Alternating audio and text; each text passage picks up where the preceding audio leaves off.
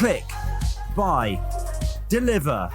With remote purchasing from the 2-time Motorcycle News Dealer of the Year, Colchester Kawasaki. Proud sponsors of Chasing the Racing. I was supposed to be having a quiet, relaxing evening in front of Strictly Come Dancing. We do apologise. Right, we'll get to it. So, 3, 2, 1, and welcome back to Chasing the Racing, episode 136. And Merry Christmas. We're joined by Jack Burnicle. This will be going out, I think, 2 days after Christmas. So okay. I'm very, very happy with this. Is the most un-Christmassy Christmas episode we've ever done. Now, bear in mind, I've bigged that up far too much. Last year we had a bit of tinsel and a hat.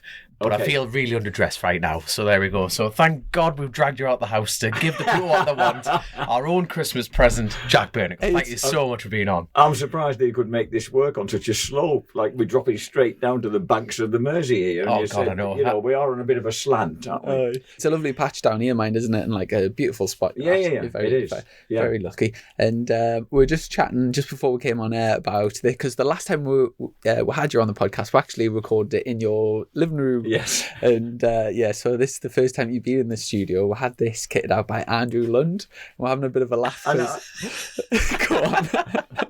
Well, first I'd like to tell Andrew / Alexander Lund how much I've been enjoying his Garamond typeface up there, but also the fact that we kept on. There was an Alexander Lund, I think he was Scandinavian, who was racing the European Superstock 1000 Championship, and we kept calling Andrew Alexander, getting them mixed up. And typically, I never unmixed them really, and I got an irritated email, an apparently irritable Andrew, claiming that he wanted to be called by the right name, and he wasn't Alexander Lund. All right?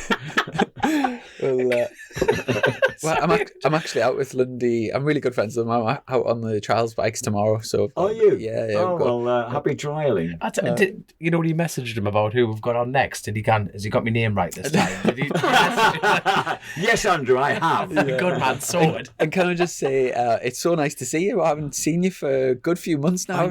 People have missed you, Jack. People have missed you. It's been all that happened. I mean, I got such lovely texts even and like messages of condole. It was like I was passing away, and all that I had was I'd got a bit of a chest infection, and it was a cough. It sprouted a cough that wouldn't go away, and I kept saying to the lady doctor and then the bloke I saw after that, look, this is me living. I need to get this sorted so I can get back on air. And first it was Donington. Donington came and went. The people, the BSB crew, bless them, were saying, man, we need you back for Brands Hatch. And I was thinking, yeah, Brands Hatch, we'll be back for Brands. And it didn't happen because I was still coughing. And that's all it was. I coughed, but I did get back too late for Brands, but for the last 4 rounds of an epic Multicross World Championship. So I did the last 4 rounds of that. At least you got back to work, because the last thing you need in this day and age is a cough. Yeah, you know what I mean? When you're on the high street. I tell you what, we started the ball door, and I was starting to cough then, and some draconian woman had me thrown out of the building. We were down at the London studios of Discovery, and some HR person lady obviously thought that I was riddled with COVID, and she sent me on my way. I just had to leave the premises. Mm-hmm. Did 2.5 hours with Terry Brymer, and then got told to leave. So that was as far as I got into the 24 hours. So, which is a shame, because I enjoy the world endurance stuff, and I missed the last round of that as well. So I made a right cobblers of this, or rather, the cough made a right cobblers at the end of the season. About 7 weekends. Jesus, and so it was just the end of a chest infection for that then?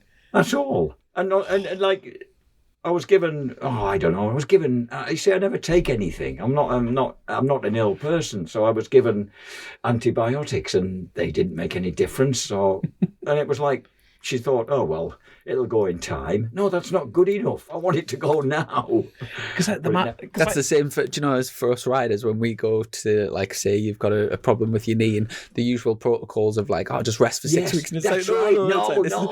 It's so important. And I guess it's exactly the same for commentators. A few weeks ago, I had a cough, and I was dreading. We had like a massive day on the podcast. We had Roger Marshall in the morning, and then Guy Martin, and as I was driving down, I could know when you've got a tingly cough, and I'm thinking, I did a COVID test to make sure that I definitely didn't have COVID, and And then I'm thinking, oh God, but do you know, with these microphones, when I needed to cough, I was going over here and like coughing into the sidewall, and I still had a guy message on the YouTube like, how unprofessional coughing down the mic. I'm like, I wasn't, like, I was doing my best not to, but it's one of them Someone things. commented on the YouTube channels saying how unprofessional the cough Something is. like, yeah. Shut up. There's nothing professional about this. Actually, there is something professional about this. This is a really nice little hut you've got here. Well It's saved. really Well nice. saved. Really nice. Alexander would have got really pissed off if you just really dobbed a minute there. But It would have been handwritten in blood. Next letter. do you know, in terms of in the modern day and age, and everyone's on social media and stuff, people are used to sort of catching up with people and things, where because you're not on any social media, I know the fact that, you know, like literally I couldn't cough up for myself, could I? Yeah, well, I couldn't defend myself from in the any way. BSB paddock. It's just, you know, people were aware that you were not on air because you like had some sort of illness or like some sort of like a cough or whatever. And it's amazing how it kind of snowballs into a life-threatening disease. Yeah, well, I was going to say, nobody, and like people have been coming to me and saying, "Hey, have you heard how Jack is?" type of thing, and I've got absolutely no idea. So yeah, it's obviously brilliant to have you on the podcast, really nice, but it's just nice to see and have a catch up. To be honest, I kept walking down the front looking for a canoe, thinking it was an insurance scam yet again. You know what I mean? I'm thinking he's going to turn up with his missus in Portugal with a new land too. This isn't Seaton Carew, mate. I may have a major family gravestone in the churchyard of Seaton Carew Parish Church, but this is not Seaton Carew. Good man, good man. So if you, with not being on air for BSB, do you still watch it and have you been keeping your finger on the pulse? Well, actually, they Eurosport themselves, the only thing they've ever given me in their lives, really, except for free clothing, has been a 3-month subscription to the Eurosport player, so I could watch everything that was going on the Eurosport player. Hold on, 3 months. Yes, that was long enough. How many years of work have you put into Eurosport? It just right now, it's 30 years since I did my first. So that accumulated to 3 months. Oh, well, that works out. Yeah, 30 years, 3 months. Have you been working for Eurosport for 30 Yeah, years? they're very. It was in autumn of 1991 that. I got a phone call from them because Julian Ryder and Keith Ewan couldn't do that Helsinki Supercross that they were going to show live, and they thought I would be someone who would know a bit about Supercross, and they were skiving off to Sky Television to see if they could get some work with Sky. And so Keith and Jules put me up for it, which was all well and good. But then you had to go to it's a French company. It was a French company then, so you had to go over to Paris to their studios on the left bank to do the show, with no direction at all. I mean, I was completely in the dark as to how it all worked. And I went over there and found it was a Supercross in Helsinki. And aside from Billy Lyles, there wasn't. I didn't know any of the Americans. There were strange, unknown people, and so all the background I had on it went to naught, really. So I just battled my way through. It was a baptism of fire. And how did that go? What was your review after that? Who did you ask? Well, the thing is, no one took any notice, really, or you didn't get anything like a review. You just hoped you might get a job next time around. That's what I mean, yeah. Do you know, in like the early 80s, what sort of viewing figures would like say like something like that, like a Supercross event? I've absolutely no idea. I've no idea. I mean, I think Eurosport had only been going a couple of years then, so it had started right at the end of the 80s, and. I mean, viewing figures are interesting things because I don't know how they work them out. I know that in recent times, the last 2 years, we have struggled a bit with British Superbikes compared to the time before, because since Discovery bought Eurosport, it's gone out on different platforms. Instead of being consistently found on Eurosport 2, suddenly it would disappear onto Eurosport Player or Quest. Right. And I know that people who are on social media, like the two Jameses, Whittam and Hayden, were getting an awful lot of flack from the fact that people couldn't find where it was. But the only information I had was my mad keen local garage man, Neil, who said, who does track days and things and loves it. And he actually gave up one weekend on finding British Superbikes. He thought we mustn't be covering it because he couldn't locate it. So And also the minor factor also is you pay for Eurosport and then you have to pay again to get Eurosport Player. Do you see what I mean? So there were indiscretions going on really that were annoying people. And as Witt has always said, the British Superbike viewers tend to be of a certain vintage where they don't do all that stuff. They just like it to be on the telly, and they switch it on, and there it is. Yes, and suddenly it was being shifted around, so they weren't that clear. I mean, even if you, I know what you're saying. And that was definitely slightly damaging our viewing figures over the last 2 years. Do you have any idea what viewing figures Superbikes? No, I know that we. If he was on commission, I bet you'd know. Yeah, probably, but we're roundly not. 1 pence per viewer. Let's have a look at them viewers. And let's have. It counts for naught.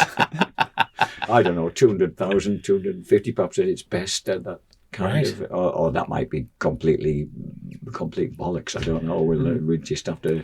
I remember mentioning this to you last time, but you are literally. I don't get starstruck by anyone, but you were the first person, still are, Jack, the only person I get starstruck by, because my dad recorded Paris per Se when David. I could tell this story a million times, and obviously, if everyone goes back to our first podcast for you, they'll get the same story. And you know what? I'm going to say it again. Like David Villeman, like he just stepped in the 250s against McGrath, and McGrath was a proper fat lad, 252 strokes, it was proper. Which you no longer are. Well, I know, but he thin. Funny enough, when he went to the latter end of his career, he lost a lot of weight. Yeah. But like we're talking Paris per Se, he was doing knacks and jumping over. He would adjust his clutch mid-air. You know what I mean? Just to pop it out of certain corners so he could drag it through certain bits of the whoops, and then he was coming over the final jump and just adjusting the clutch. I think that's proper motocross. He had blonde highlights. He looked like a right tit. He looked absolutely fine, but he could ride a bike. And my dad recorded it on the video, and I used to watch at it every night going to bed. You literally talked me to sleep every night. And you know what? It was absolutely. I had the freak. Well, that's how I actually got into BMX because of that. Because I couldn't afford motocross and nothing like that. Right. And do you know what BMX stands for? No. Bicycle motocross. Right. That's what BMX actually stands for. Yeah. So I went, how do I get into motocross? I got a BMX. And it was like the freestyle element. And actually a few of the riders used to go do the freestyle. That was very much the routine of a few. In fact, your very own northeasterner, Bad Brad Anderson, who's 40 years old and has finally announced his retirement, he got in through BMX. He was world or European BMX champ when he was about 7. Really? And then moved on to motocross from there. Right. Would he be? We've been recommended a few times to get him on as a guest. Would you recommend that? Have you interviewed him before? Oh, that should be entertaining enough. Yeah, you lads would be able to understand him at least. That would be a good start. So, do you know of your career at Eurosport? What disciplines have you commentated on other than motocross, superbikes? Jesus. Well, everything they've covered on 2 wheels. Enduro, hill climb, speedway. What's the most boring one? Trials, indoor trials, and the outdoor world championship stuff. The most boring one. Yeah, to commentate on the work on. There isn't a boring one, really, to be honest. I suppose. Hill climbing. No, there isn't. There isn't. Probably, if I was to be unkind, I'd say trials because it was the slowest moving at times, in between kind of sudden explosions of action. It tends to be a bit tenuous, but makes sense. They've all been good. They've all been good. The sort of sporting sense, even if it's not as fast and as adrenaline filled, the sporting sense, it still can be very tense, can't it? Yeah, very. I'm rubbish at it, but I absolutely loved getting over it out in the fresh air. Me and a few of my mates, and you're going to do it tomorrow, are you? I mean, right now we're exactly a week short of Christmas Day. So do you know what they've done? You two have dragged me from a quiet evening watching the final of Strictly Come Dancing in our house. However, we saved you, mate. We saved you. Okay. No man. Fortunately, my good lady's arrived. She's the dancing aficionado, so she's able to stop inside and watch it. You haven't dragged her out. Yeah, she's our next interview. So how did Strictly go? Tell us before you tell Jack what the crack is there. So in the last few months, what have you been keeping occupied with? Well, I was desperate to get back on the mic as soon as I could. So as soon as I felt fit enough, I must confess that the last 4 rounds of the World Motocross Championship we did from the studio down in London, and I went down to do the first of them. No, I was going to do the last 5, and I realised I wasn't well enough to do the one that was 5 from the end, and I reluctantly chucked that over to dear old Roger Warren, and he lives an hour from the studio, so he was quite happy to belt up and do it. And then I went in. They were running them a kind of compressed season. So we were doing Sunday, Wednesday, Sunday at the same venue, and then taking a break and doing Sunday, Wednesday was the finishing thing at the next venue, all in Italy. And I had to quit on that one, but I was determined to go midweek, and I wasn't really up to it. But once you get on air and the adrenaline starts to flow, it's a bit like racing. You just get manic at the start, and you're away. So that went well, the last 4 rounds. I mean, those guys, that was a sensational championship. I mean, those 2 fellas, Romain Fèvre and Jeffrey Hurlings, went into the last race level on points. So one or the other was going to win it, like somehow. And Hurlings typically got a less than stellar start, but when he passed Fèvre, he properly he did a double stuffing, and you could see him glance over his shoulder as if to say, just making sure that you're up against that bank and you're stopping there, son. And so Red Bull KTM turned out victorious. But for Hurlings to do that in a season where he'd suffered an injury early on, lost a couple of rounds through getting jumped on, that fractured his shoulder blade. Did you see that crash? No. Did you see that crash when Ivo Botticelli, as I like to call him, leapt on he kind of overjumped and landed on Jeffrey's back, and yet Hurlings won that race, but he won it doing himself quite a bit of damage because the impact had cracked his shoulder blade. And he's an animal. He's an animal. It's by far the hardest discipline in the planet. It without a doubt, 100%. Yeah. And the pace at which those guys are going through deep ruts and things is pretty alarming. And Hurlings, the battle was between him and Fèvre and Tim Geiser, the reigning champion at Honda. And so you had 3 different manufacturers: Kawasaki, KTM, and Honda involved. 3 different nationalities: France, the Netherlands, and Slovenia. It was epic stuff. But it in the end, the right man won it. Hurlings is extraordinary. He's the fastest man on the planet at that time. In terms of, like say, MotoGP, the Spaniards and Italians dominate internationally. Yeah. What in motocross? Who are the most dominant nations? It's got to be the Belgians. No, not any longer. No, right. It's not the Belgians. No, Belgium used to be the powerhouse. The very initial powerhouse of motocross was the United Kingdom and Sweden. When the World Championship first, the European Championship morphed into the World Championship in the end of the 50s, it was very much the Swedes who were the first dominant factor, and then the Belgians became very much the dominant factor after that. Right. De Costa and Joel Smets and Stefan Everts and stuff, but the Frenchies were coming in. The French were especially off the back of Jackie Vimont, took a lot of them in hand. Really, he inspired people, and Jean-Michel Bayle had a huge influence as well by going across to the States. So a lot of French guys, like you mentioned, David Villemin. Villemin finished second to Jeremy McGrath in the US Supercross Championship. You know, he would have won the damn thing if it wasn't for McGrath being there. McGrath won it 7 times in a row, wasn't it? No, not in a row, but 7 times. It was 7 times champion, and you just think. But the mad thing is, I have this conversation. We've got a mate called Sugar Tits. It's a long story, Jack. He's a great lad, but the proper his little laddie Hayden Stat is he's so fast on a motocross bike. He's only 11-year-old. Yeah. So. We talk about motocross all the time, and it's something that I always wanted to get into, and I know you hold it really close to your heart, motocross. It's your number one, but we were having the chat, and it's amazing how the Americans don't dominate more. Like, their Supercross series is so strong during the winter, and everyone goes to them. It's the more commercialised aspect of it, and the Americans do that very, very well. But their national stuff, you'd think they would be, the leading force. Yeah, but you'd think you would. Tracks like Glen Helen. It's really down to Hurlings. Hurlings can go over there and beat them. That's class. Did you see that new thing that they tried on a It was. By the way, can I just say it was Bale who first did that. He was the first guy who went over there and hammered the Yanks at their own game.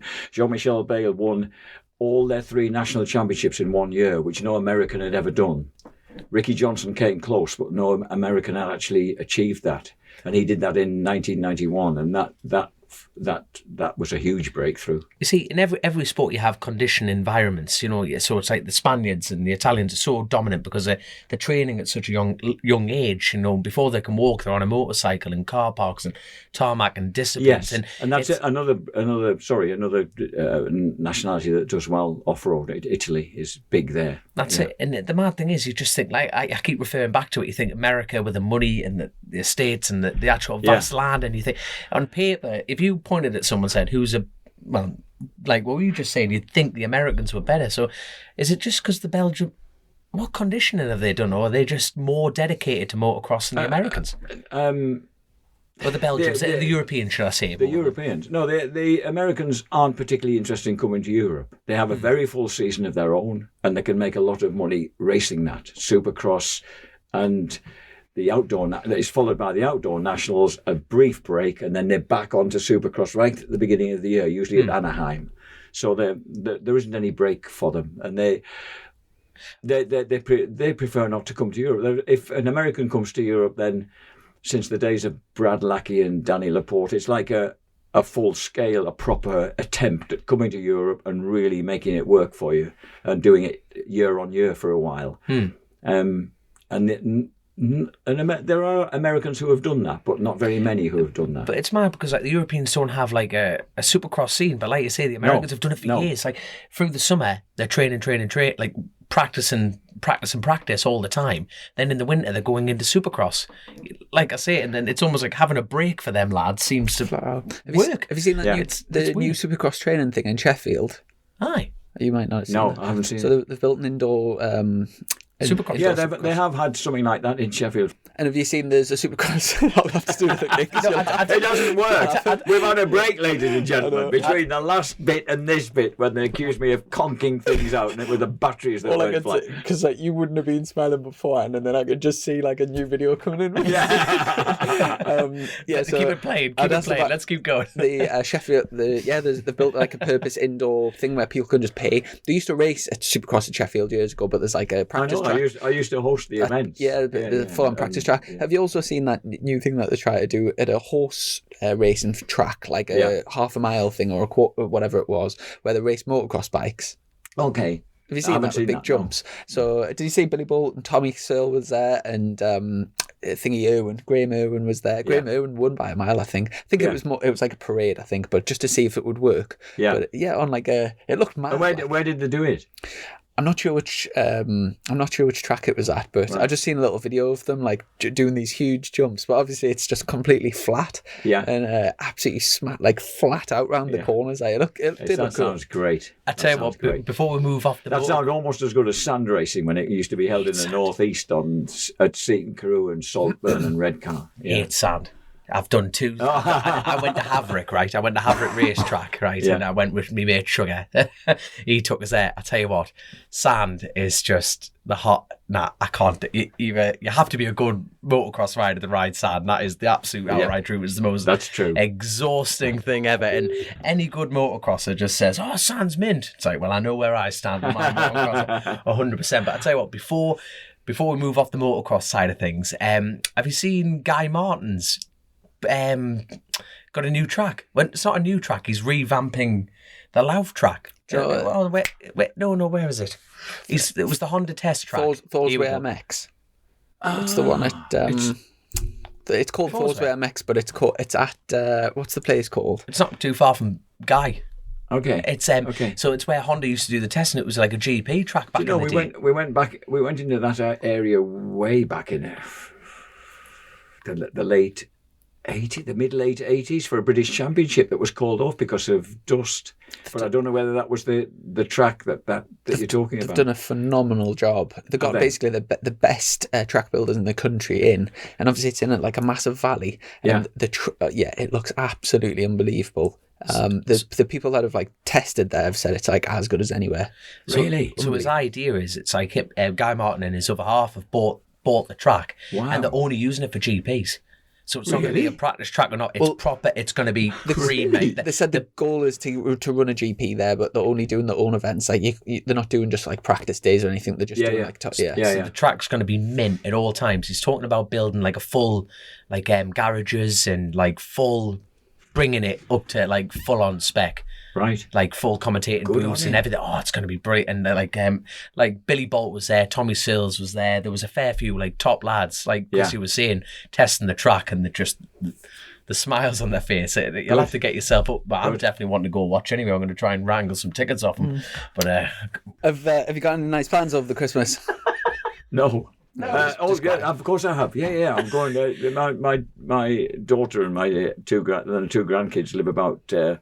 And the husband live about 15 minutes walk around the prom onto the open sea with a view across Liverpool Bay and the Irish Sea. So we were invited around there Christmas Day. So a week today, very nice. Fantastic. I don't have to cook the food either. Oh, beautiful. Ticking all the boxes for Christmas. There we go. Have you got any nice plans over Christmas? Nah, not one. Not one, Chrissy. I'm just well, I thought you'd probably find out where your woman and her brother went tonight. A nice place that you could perhaps go on Christmas Day. I know it was terrible. There's me going, where should I go for food? I'm like, Chrissy, talk to Lauren there, will you? Just handed the photo. I'm like, mate, I'm a Weatherspoons, a guy who goes to the club. Now, there's a huge difference between the club and the club. I see. A huge difference. Yeah. I'm that kind of fella.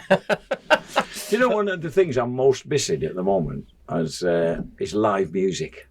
Yeah. I'm not exactly a live music freak, but I'm of an age where there's still people around of my age performing, the real performance, you know, and I just love going to see stuff. And, you know, I date back to seeing people like Jimi Hendrix and Bob Marley and stuff like that. And these days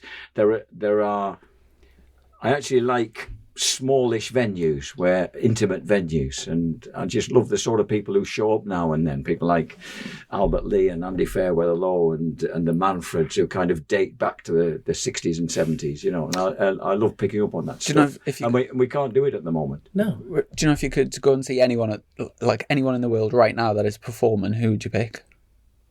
Right now? Yeah, one. You can only pick one. Like say tomorrow night, you can just. What would it have to be someone alive? yeah, like that. You could possibly go and see type of thing.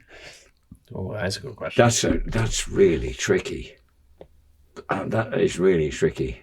Who have I not seen or is around who I'd like to go and see now? You'll have to leave me with that one. I'll come back to it. Do you mean you can't do it with like the COVID job? Is that what you mean? At the moment? Yeah. Well, that's part of the problem. I mean, right now we have a great local theatre that has had some remarkable people in. I mean, I remember my days of really enjoying music were my Leeds College of Art days, and then the subsequent 20 years in London, where there was a really vibrant music scene that you could be in the back street of a pub one week, and at the Finsbury Park Astoria, the Rainbow the next. It was great, absolutely great. The Hammersmith Odeon and Palais and things, and then. And up here, we've got a place called the Floral Pavilion Theatre around the seafront. And just now and then, amidst all the kind of bullshit that goes on there, you get really good stuff. You know, we've had genuine Tamla Motown superstars come along there, and people like Fairweather-Lowe and the Manfreds, and they've at the moment they've got people like the Zombies and who else there's someone else who's lined up at the moment.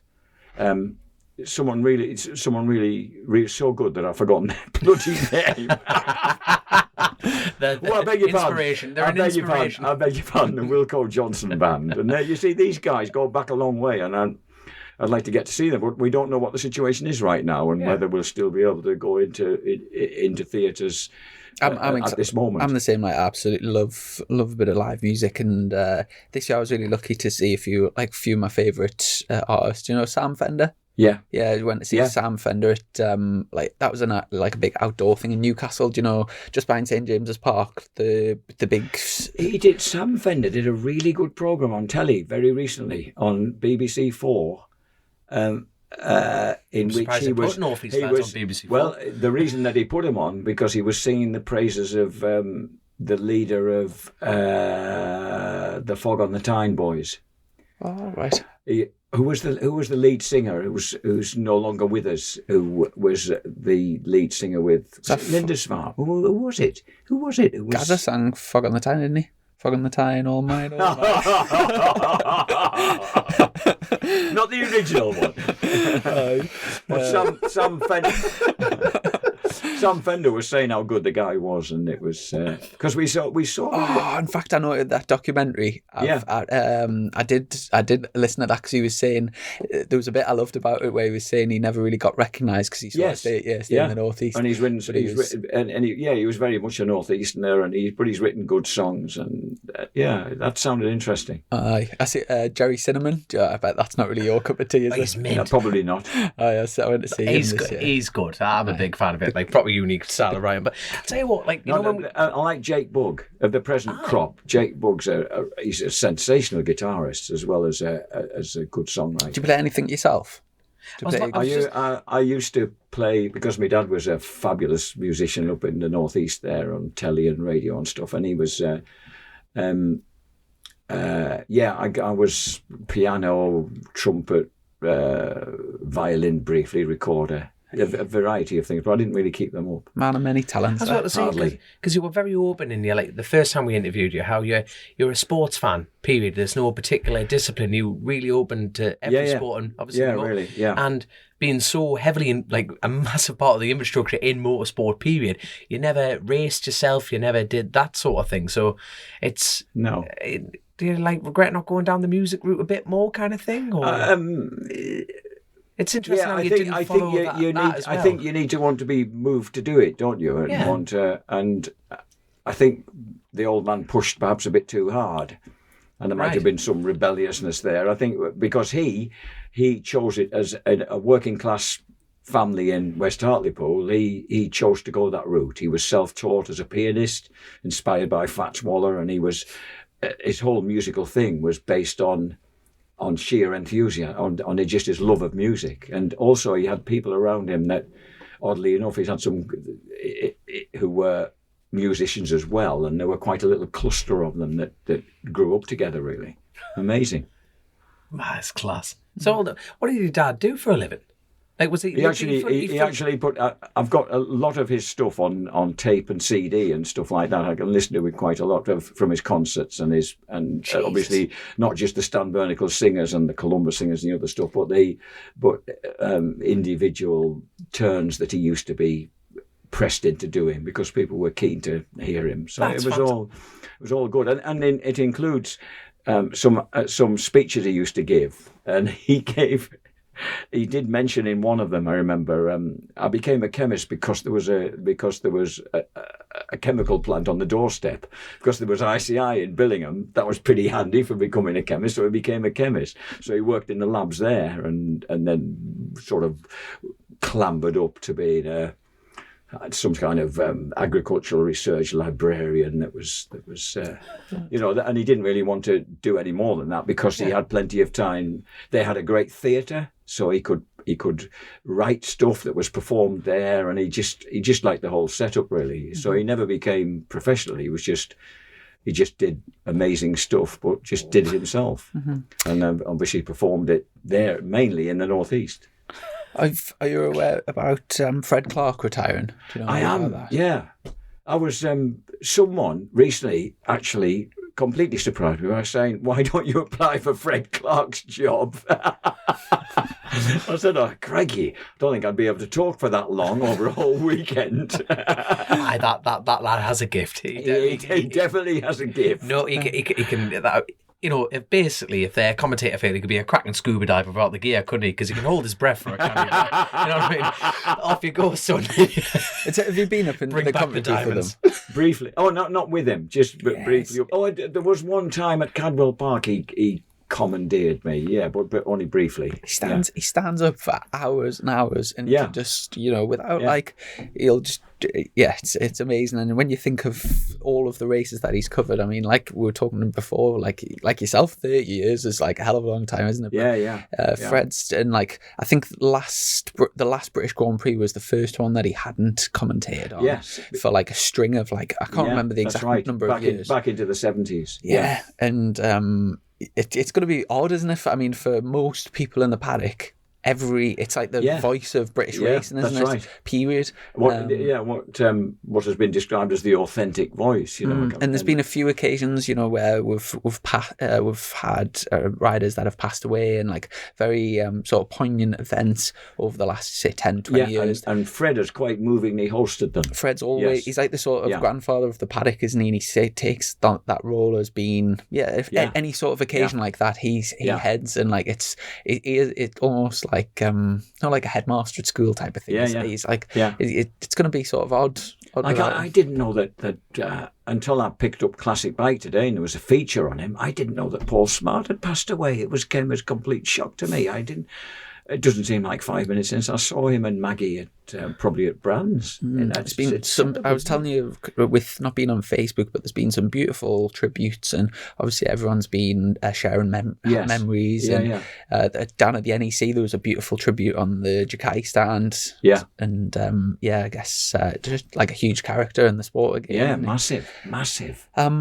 And in terms of the future of your job commentating, do you know where you stand at the moment with? I do, kind of, pretty much. Yeah, I got a phone call from Will Brooks at Eurosport at the beginning of last month. In fact, in between, when I still had a couple of motocross Grand Prix to do, I think, or at least one left to do, and.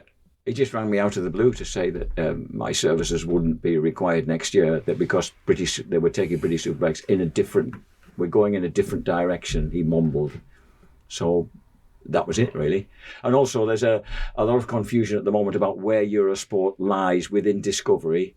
There's a talk of a Discovery takeover of Warner Brothers. There's all sorts of major things going on, and Eurosport, being a lovely word, this collapsed into Discovery. So we all the commentators are a bit at a loss. I mean, I'd like to carry on doing the motocross Grand Prix and the World Endurance Championship stuff next year, but right now we're a bit unsure because of we've always been freelance, and they're imposing something else on a load of commentators, 45, 50 commentators of all different sports who don't wish to be. Who wish to carry on as freelancers. Mm-hmm. So we don't know what's going to happen. So is that the end of an era for the VSP?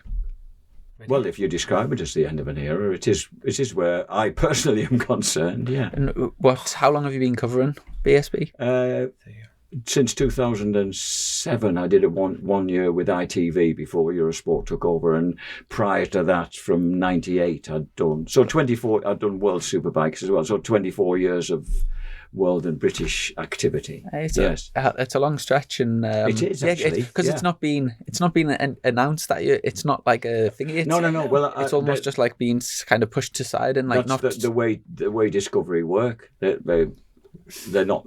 They call right now. They're calling the commentators workers, and we've. It's a weird thing. They want the commentary team to become kind of employees of the company. It's just unfortunate. It's just not being handled very well at the moment. Yeah, it's a shame because obviously I don't know whether that applies to BSB. I mean, like the whole BSB crew, who are lovely people, great people to work with. I'll miss enormously, and they that whole on-site operation seems to be quite independent. So I think they should be they should be fine just to stay as they are. So, because like you told us this, like I'm not going to sit here and pretend I'm shocked you told us this beforehand, and I'm as gutted now as I was there. It's such a part of this sport, sports, motocross, the motorsport industry, and I'm gutted. So I don't have to. Sorry, you'd be feeling twice as bad as me.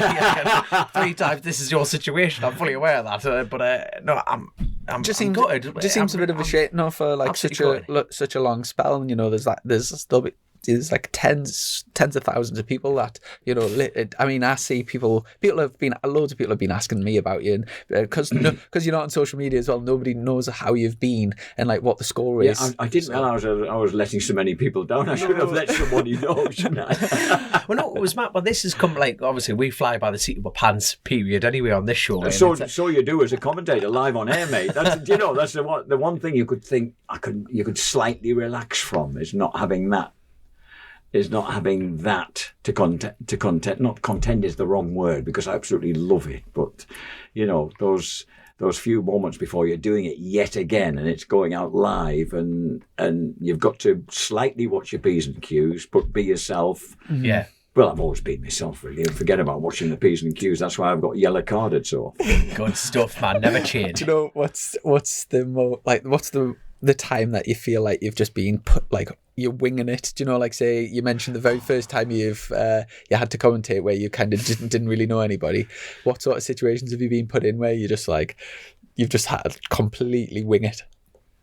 The only time I can think about that really comes to mind was when we'd done Saturday afternoon Super Pole at Brands World Superbikes, and on the Sunday morning we were voicing a kind of slightly condensed version of it. So this is typical of the way they used to work in France, so you had to voice it again, but because it was a slightly different version. And someone somewhere in Brands had pulled the plug out. So all the screens went down just as we were going on air. There was nothing, absolutely nothing. And Whittam, perfectly justifiably, stood up, threw his cans on the desk and marched out and just left me to it. So I commentated.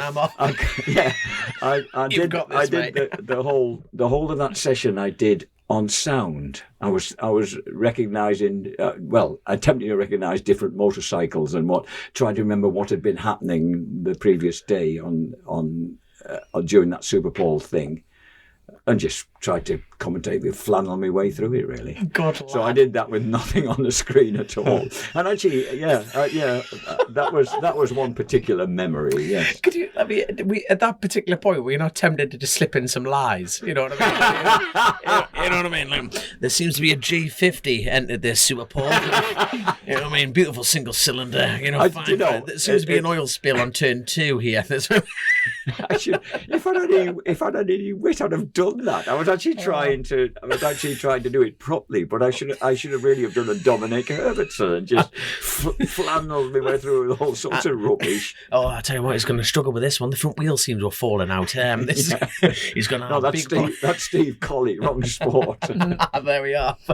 Oh my god, Yeah, I think everyone's got sort of personal preferences in terms of commentators and stuff, but I know fine well from personal experience and from people I know, like the sort of the combination of you and Wit in the commentary box is a favourite for the majority of BSB fans. So it just doesn't seem right. Like if it is the case of like time, like to say change in direction, I think your services that you've for all this time should definitely be at least recognised as a minimum, and it just doesn't seem.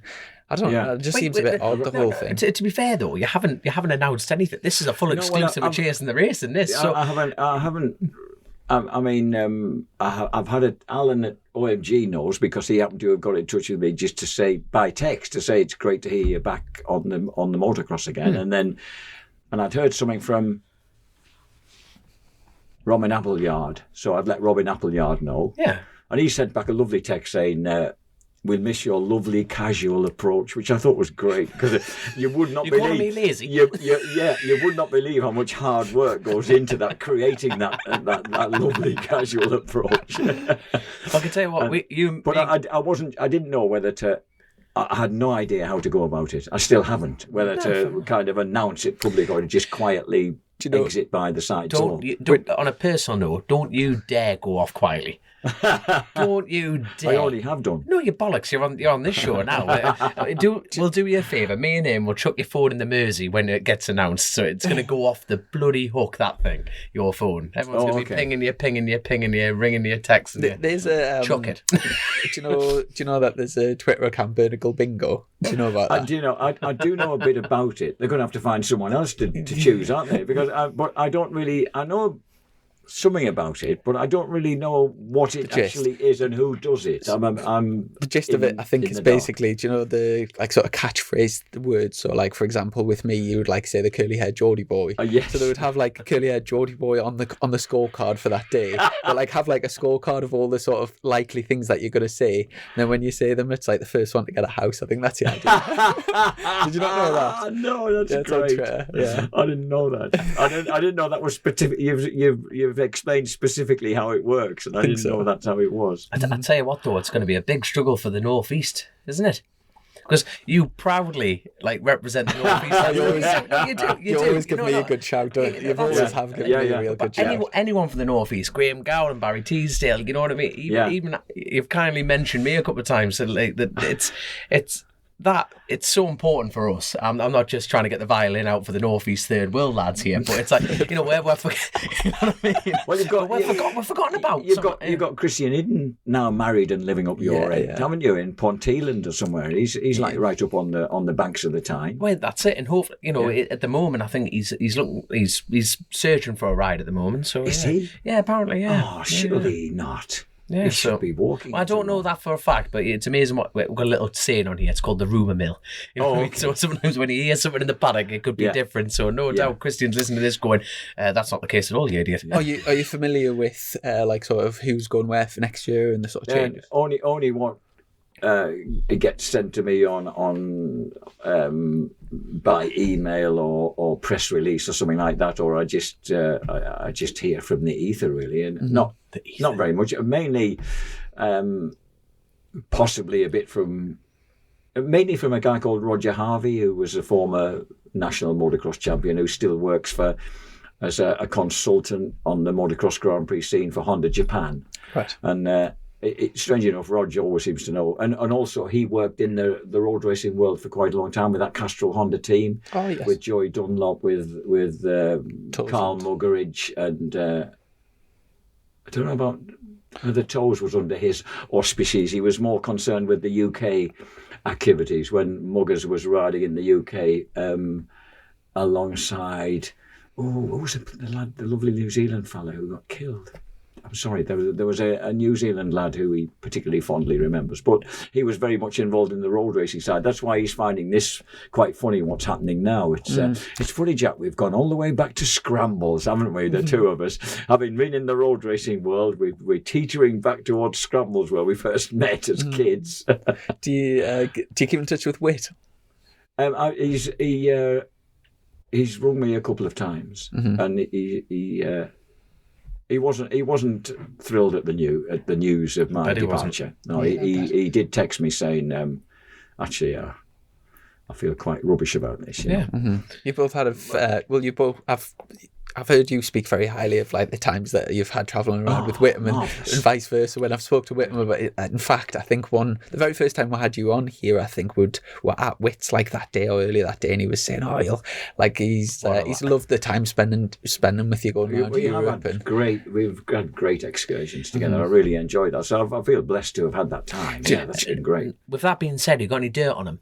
No, only the time he was so bladdered on the Sunday night at Magny Court. I think it was the night that it might have been the night that Tom Sykes had missed the championship by half a point to Max Biaggi.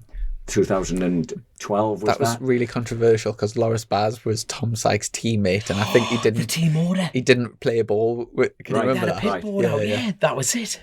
Team orders, they're things, aren't they? We're going to talk about that later on.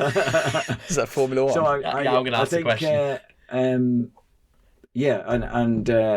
I think that was the night that the following morning, it was the first time that Roger Roger Burnett had suggested to us that he said, why don't you fly down to Lyon and drive back up to Magny-Cours? It's much simpler than that atrocious going round Paris and back that way. So we did that.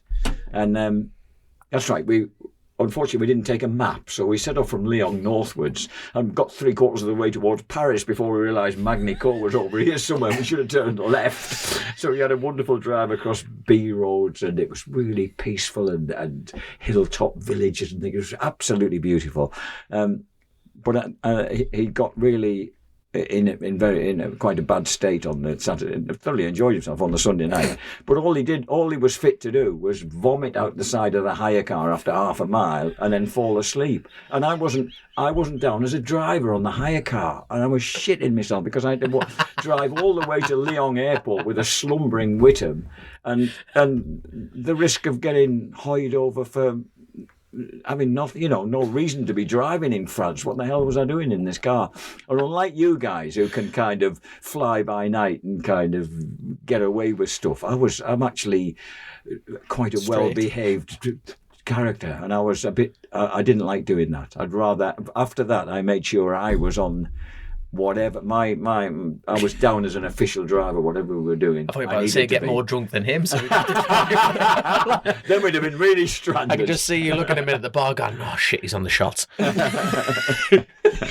they don't get the whiskey. Do you know, it's like a bit of a generation thing, isn't it? But I guess, do you know, the generation below us, like if we ever have kids and we're telling them Heaven about forbid. Things like, say, if they went through and read Whittam's book, I just don't think there's people like that anymore. I think it's like it's very much a like the stuff that sort of you could get away with back then is just you kind of get like with the new world that we live in terms of like CCTV cameras everywhere, right. And like everyone's got iPhones and there's lots. He's just such a character. Traveling abroad that was another thing. There was a lot of parallels in the way we kind of come through the sport, even though it was two different lines of the sport. Because I used to travel abroad with to motocross Grand Prix with the guys a lot, and they used to be up to all sorts of tricks to get go out on a 48-hour pass on Townsend Torreston and come back like 8 weeks later with a slightly modified ticket that just kind of.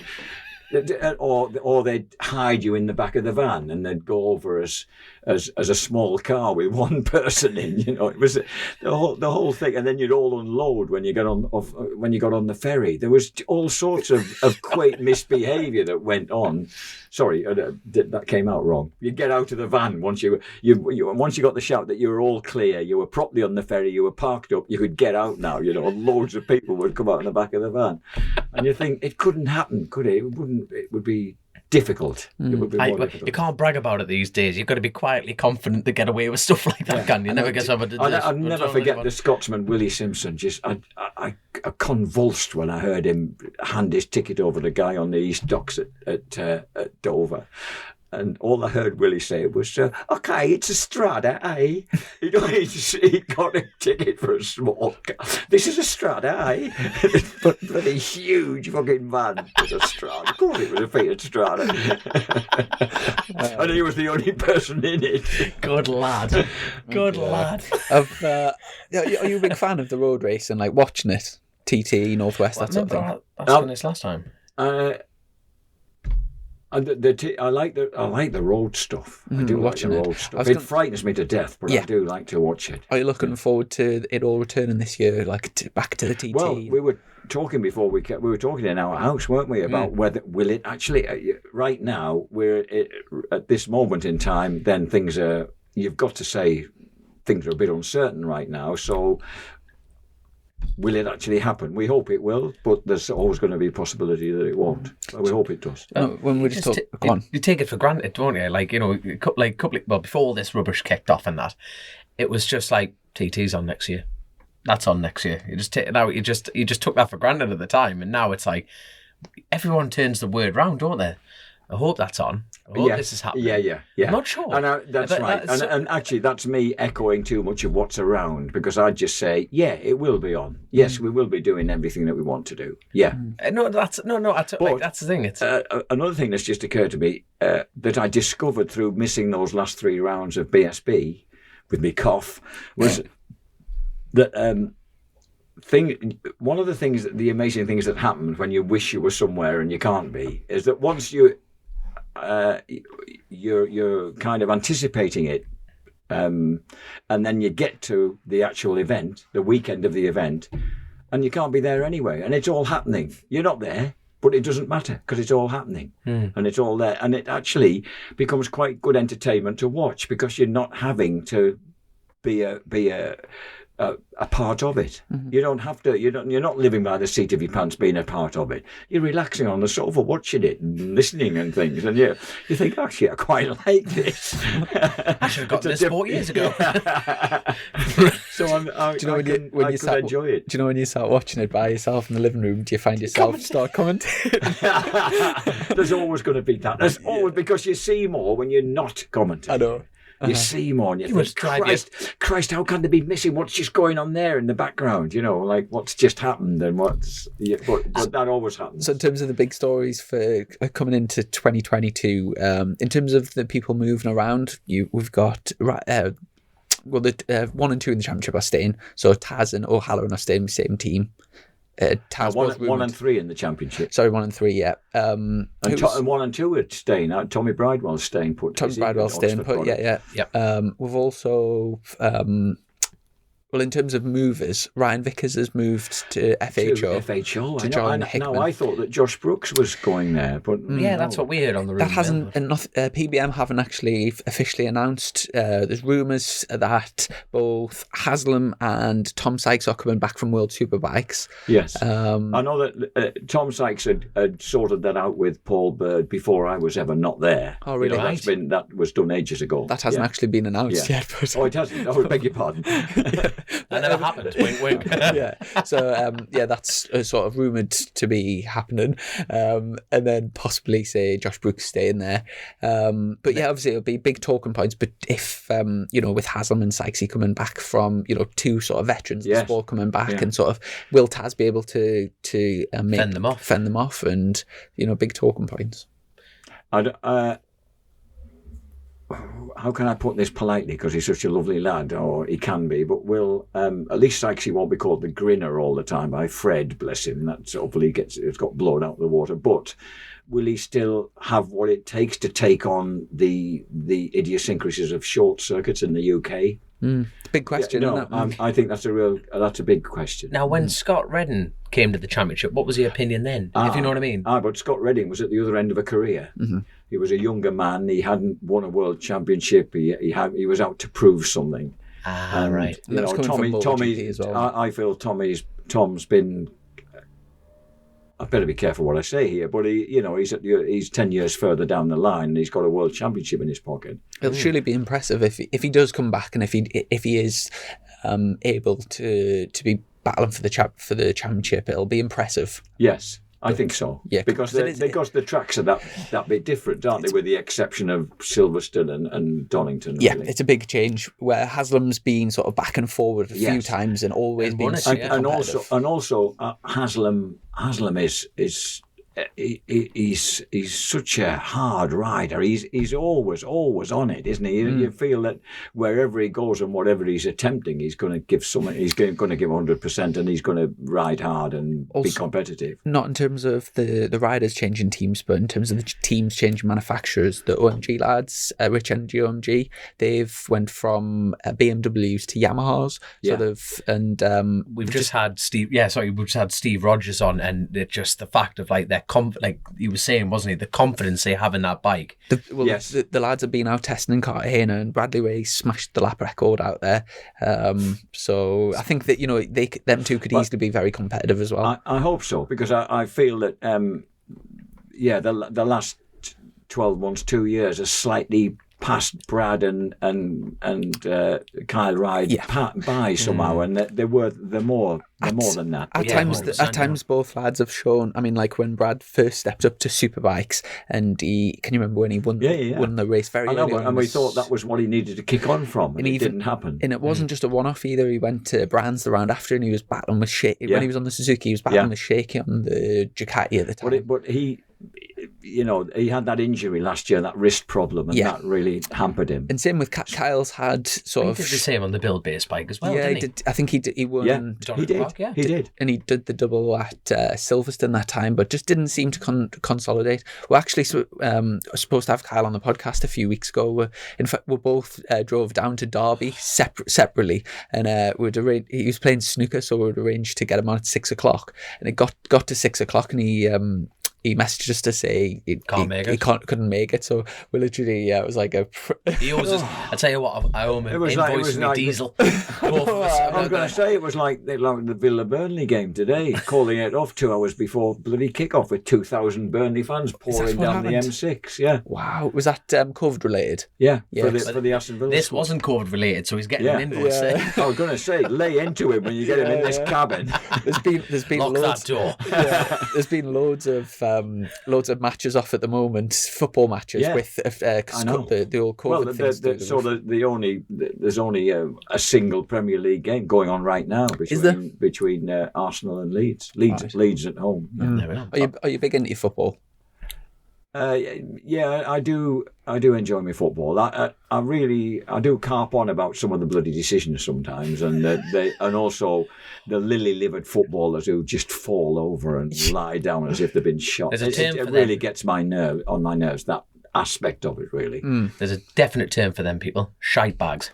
Are they? Okay, I'll remember that. It's a great word used by the Scottish. When you see someone like Traore at Wolverhampton or that goal on Wednesday night that Trent Alexander-Arnold scored, I just love seeing a football hit so hard and true that it's like a missile that no one could get near. That goal last year, it wasn't credited to him even when Traore ran at the Leeds defence and hit one so hard it almost bust the crossbar and hit the Leeds goalie on the back of the head and then went in. It was a fabulous strike. We'll have to find that. And he wasn't credited with a goal because it was an own goal by the goalkeeper. But for God's sake. I'm out of the loop of football, but I used to be like proper bang into it, and you used to be a you were damn near a professional footballer, weren't you? Let's be honest about this. You actually were. And you won that keepy-uppy competition at Snetterton a couple of years back. And I scored 0 and you scored about 3,000. I mean, and everyone was, even James Ellison was saying, bloody hell, this isn't fair. We know how good he is. and I thought everybody else was terrific, but bloody hell, they couldn't get you off. I know every time I get reminded of that fact, I go, Chrissy, why didn't you become a professional footballer and then fund your racing? You know what I mean? I can barely dribble out my own face, never mind a football. You know what I mean? So I'm just like, Jesus. I tell you what, sorry, I must get this in. Speaking of injustice and stuff like that. I was just about to mention the same thing. I'm getting there before you. Now that you're watching sport, let's talk about the F1. Did you watch that race for Hamilton? Listen, here we go, get in. Hold me back, Chris. Okay, where do I start? Go for it, mate. Go for it. Where do you start? I'm not a Lewis Hamilton fan. Right. Okay? I think he's had the fastest car for a long time, and whenever he feels like he's getting beat, he whinges about the fact that I've not got enough power. And you think, hell's teeth, son. You've had the fastest car on earth for how many years? You've been able to win world championship after world championship after world championship. You got beaten once by your teammate, who was a half-decent teammate, but most of your teammates have been shite, so they've not been good enough, like Bottas certainly isn't. And then on the first lap of the deciding Grand Prix of the season, when you've actually been run close for the first time by Verstappen and Red Bull, he overtakes you, gets back into the lead, and you just take off and just miss I just couldn't believe it. You just say, oh, that corner doesn't exist. I'll just go over there then. And just fuck off. And you think, how can that be right? Wait, what was it? It was a clean move, wasn't it?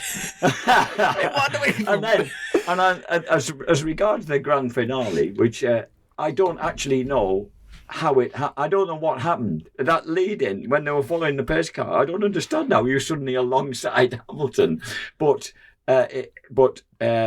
it was great. We had a worthy Formula One winner. I was really chuffed. I thought the whinge bag in the Mercedes was going to win again, and he didn't. So I was well chuffed. God, but it's just talk. Like, I tell you what, though, there's people that don't even follow motorsport and nothing into it. It was one of them timeless motorsport moments Yes. that everyone in the world was talking about. You know, the next day it was like, was that fair? Was that not? You know what I mean? I am a huge fan of the underdog. You know, I think it's the Britiness. You know what I mean? And it's a fact of for me, the Verstappen and Red Bull were always the underdogs, and I was just thinking, massively. Dear me, they've thrown it away here. I've got upset, so I'm not really into Formula One, but I did watch that thing. I'm not really I'm not really into. I've found it tedious for a long while. Yeah, exactly. And I'm not a big fan of Lewis Hamilton either. But I've got to say, I thought after what happened, I thought he was unbelievably gracious in defeat straight after the race on his interview. Until they refused to show up as the celebration party and all that stuff. I didn't know that, but I just meant on do you know, in the interview straight afterwards, he was very he just congratulated Red Bull, and I think in that circumstance emotion could have got the better of him. I thought he was a true professional from that, but I do agree with you. I'm not a big fan, and I think he's a fantastic driver, but he's definitely had a big advantage in terms of cars. Such a superior car, for crying out loud, really. We said this on the anything. It's what Witt has always told me. You know, if you're on a faster motorcycle, it's an enormous advantage. Yeah, an enormous advantage, and for him being in a faster car, huge advantage for many years. Yeah, that's the thing, isn't it? Because who was the lad they put in? One lad, because when Hamilton was off with COVID or something like that, he was off anyway for one round, and they put one other driver in his car, and he put it on pole. Oh, that was the British lad. If the Williams driver. That says a lot, doesn't it? Lando Norris. That's what it was. It was someone. I don't think he'd ever got a point before, and he was the standing driver for Hamilton, and he put it on pole. It's the young British lad. Everyone went nuts for it because it was just like, and there's the best car. Yeah. It was, though, you know what I mean? It was living proof. It's like when you go go-karting with your mate, there's always someone who gets the best car, and then there's always one better than the other. If BSB had one team where there was two bikes that were clearly better than all the other bikes, and they always were first and second, it would be extremely boring. The viewing figures would go straight off. One of the best things about all the different manufacturers involved. Absolutely. One of the best things about superbikes is how unpredictable it is. And if you don't think it's unpredictable, try putting some bets on it, because I'm telling you, if you want to try and bet on BSB, it's difficult. I think the thing that truly makes me bang my head against the wall with Formula One is the fact that you've got to be on pole, because if you're on pole, you win the race. No one can overtake you, except if you have a pit stop. You're thinking, really? How sodding boring is that? 50-odd laps of it as well. Yeah. But you're pleased you commentate on 2 wheels, not 4. I'm delighted I commentated on 2 wheels and not 4. Yeah. I tell you what, my respect went through the roof. Only for I don't follow F1 like you lads do, and same as you lads, don't follow it. But I was lucky. I went to Spa circuit this year. Oh, did you? And what was that, to ride in that classic endurance series or something? Got on the podium. Wow. On the podium. I did. First time on an RC30. Honestly, I know. Wow. Oh, what a giggle that was. So Terry Reimer still goes on about Spa, and he says it's just the mint place to go. I think it might come back onto the World Endurance calendar. You know, I hope so. That's what they're working on. That was the plan. But there was the lady suddenly. The lady died, didn't she, earlier this year? The lady who was at the helm at Spa. So I hope that hasn't thrown things. Yeah. But they're rebuilding the whole track. Are they? They are opening up like safety barriers. They're moving everything back. They are really putting serious money into it. Serious money into it. Right. But what's Eau Rouge? You know, the bottom. Yeah. Now that on this RC30, you get to the bottom over the rumble, you hook a gear out and you drive up. Yeah, yes, it's on a classic superbike, but on an F1 car, they don't lift. No. And I'm going through that, like, I'm on this RC30, I'm going to bend this in half if I hit the bottom here. Like that. And I literally came in, hooked the gear, and the thing's, I'm crossing up going into it. The bike bottoms out, sparks are flying, then I'm over the top, big wheelie, and I'm like that going. And an F1 car is just glued. Well, it's Yeah, but not as exciting and not as terminally exciting as doing it on an RC30. I could not agree more. But the pace those cars. And what about? I saw some footage early. Must have been early this year, was it, or last year? Some footage of Fangio and Moss there in their Mercedes-Benz factory F1 cars in 1955 going around Spa, and just to watch them coming through La Source hairpin and just kind of correcting her and sliding her. It was Proper lovely driving. to watch. Proper driving, as you put it. Have you ever been to Spa? Like been to Spa? No. Is it? Is that? Have you? Where have you wanted to go and you never went to, and where you still can go? You got your bucket list, Jack. We've got to work through this. Well, actually, Spa might be on that bucket list because I've had the pleasure of the Nürburgring, Monza, Imola, which were major ones, and Phillip Island. I'd probably be looking at Spa as being one of the major traditional tracks, and one that doesn't exist anymore really, which was Witt used to wax lyrical about the original Assen. Mm-hmm. I'd love to have seen the Assen long track that those guys were winning Grand Prix at in the early 50s. That must have been something. Well, I'll tell you what, and Chris... That's on 2 wheels. There you are. Well, me and Chrissy will take you. So plan is I'm going to win the Euros, right? That's the plan. And we're going to do that World Endurance event. If not, I'll take you to the Classic one next year. Jump in the van. We'll just Euro tunnel straight over. Who did you... Yeah, because it's not very far. Is it getting across to Belgium and just spreading out the Netherlands, Belgium, northern France, and that it's easy to... Just drive over, just straight which is what we used to drive back straight from after motocross Grand Prix, like into the night and just get back to Calais. Do you know if... You can have the perfect fireplace in the world, and you can have one sort of tarmac bike of any rider's bike from any era, and you can have one motocross bike parked up as sort of ornaments. Which two? So one from the motocross world, one from the road racing world. Which 2 bikes would you pick? An Orihagas R7 would be one, and. Ooh, CCM. Actually, that's a thought. CCM is not a bad thought. I was thinking a bit 4-banger or big heavy 4-banger twin shock. That's really. Brake. I think. No, I think I'd probably predate that with a Gold Star BSA. Oh, yeah, beautiful. Did you see the BSAs at the NEC? Oh, the new ones. I'd have brought out. They're trying to go up again. But do you know what BSA stands for? Birmingham Small Arms. Damn it! I'm trying to impress it. Yeah, they were ammunitions makers, gun makers. If you look at the logo, the detail in the actual logo is unreal. And I think they were one of the first bikes that they banned from having front license plates, because back in the day they had the license plate forward, but everyone was crashing into each other. Well, that thing was acting like a bloody guillotine. Yes. So when you were crashing into that's why they took the front number plates off motorbikes. That's why bikes don't have them. Really? There you go. Because they could cause a bit too much damage. Everyone getting pissed and riding the single bangers up the road. That's right. But I'm thinking of the Gold Star as the motocrosser that was the bit of a standard thing in the 1960s. Good lad. There we go.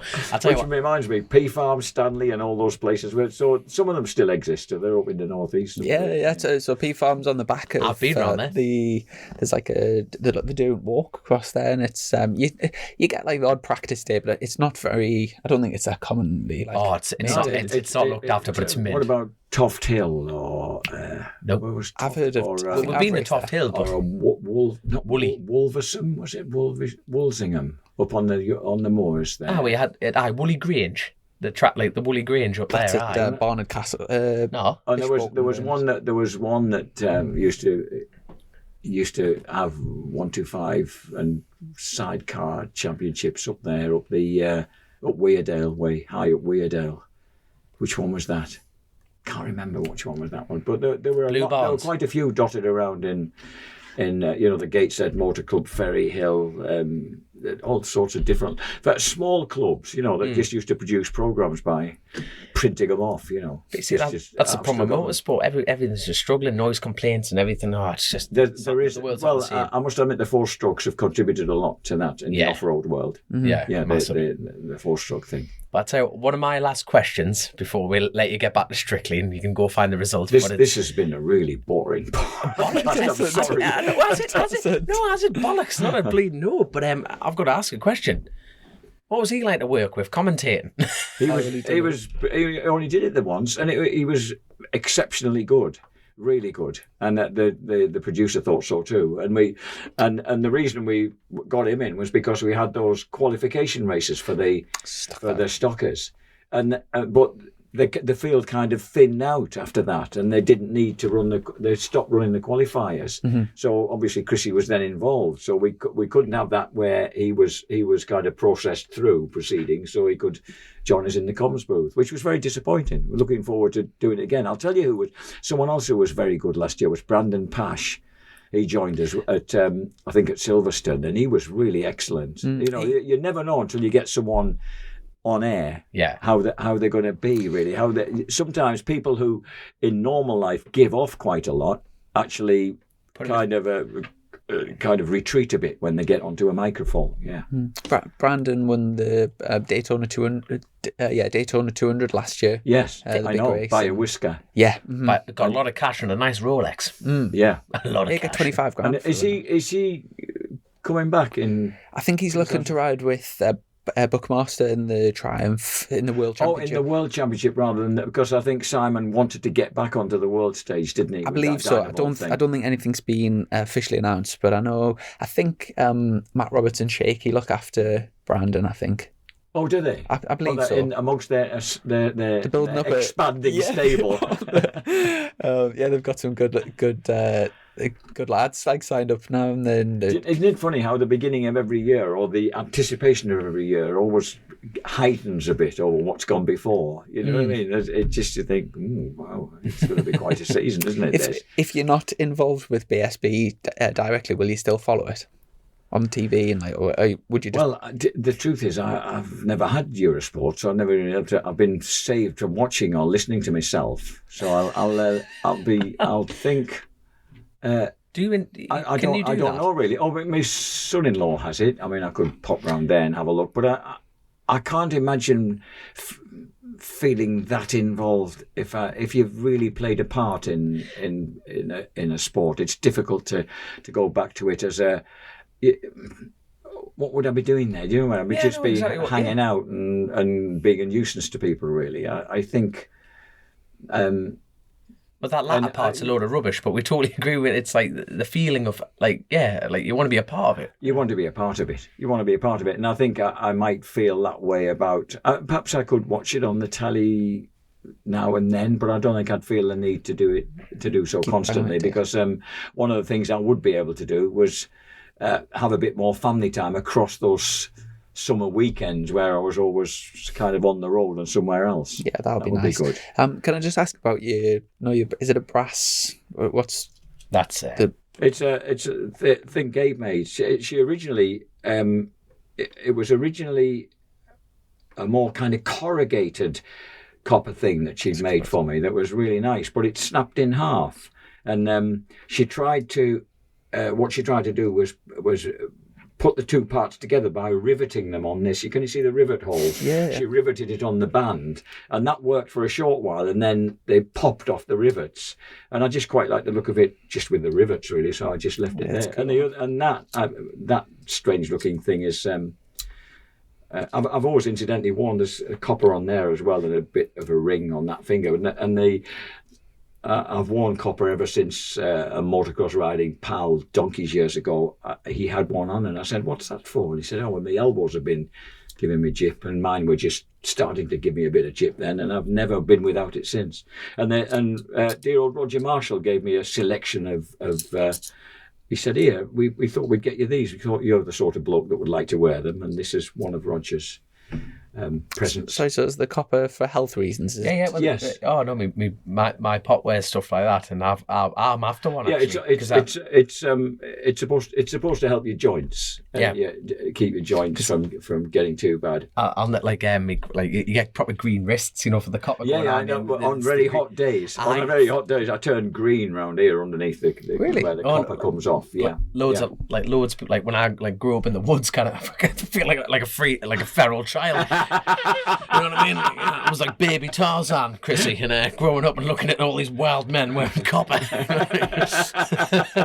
But it's like the green running down your heart, like my granddad and stuff like that. You know what I mean? I'm after one because I'm missing a tendon in that arm. The strange thing is, I've never.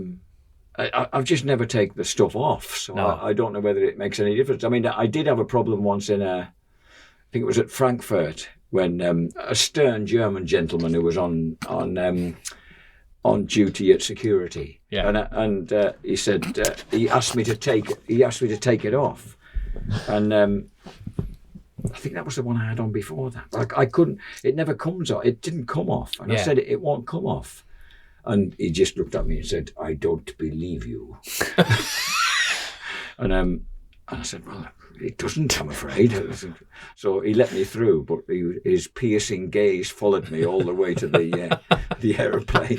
With an Alsatian sniffing your ass like that, going, "He's got a bomb." It was just the way he said, "I don't believe you." Brilliant. He spoke very good English, though. I have to give him that. I mean, I wouldn't have been able to say that to him in German.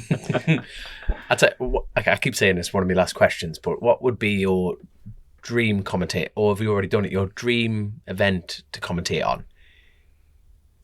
Or have you already done it? Heavens.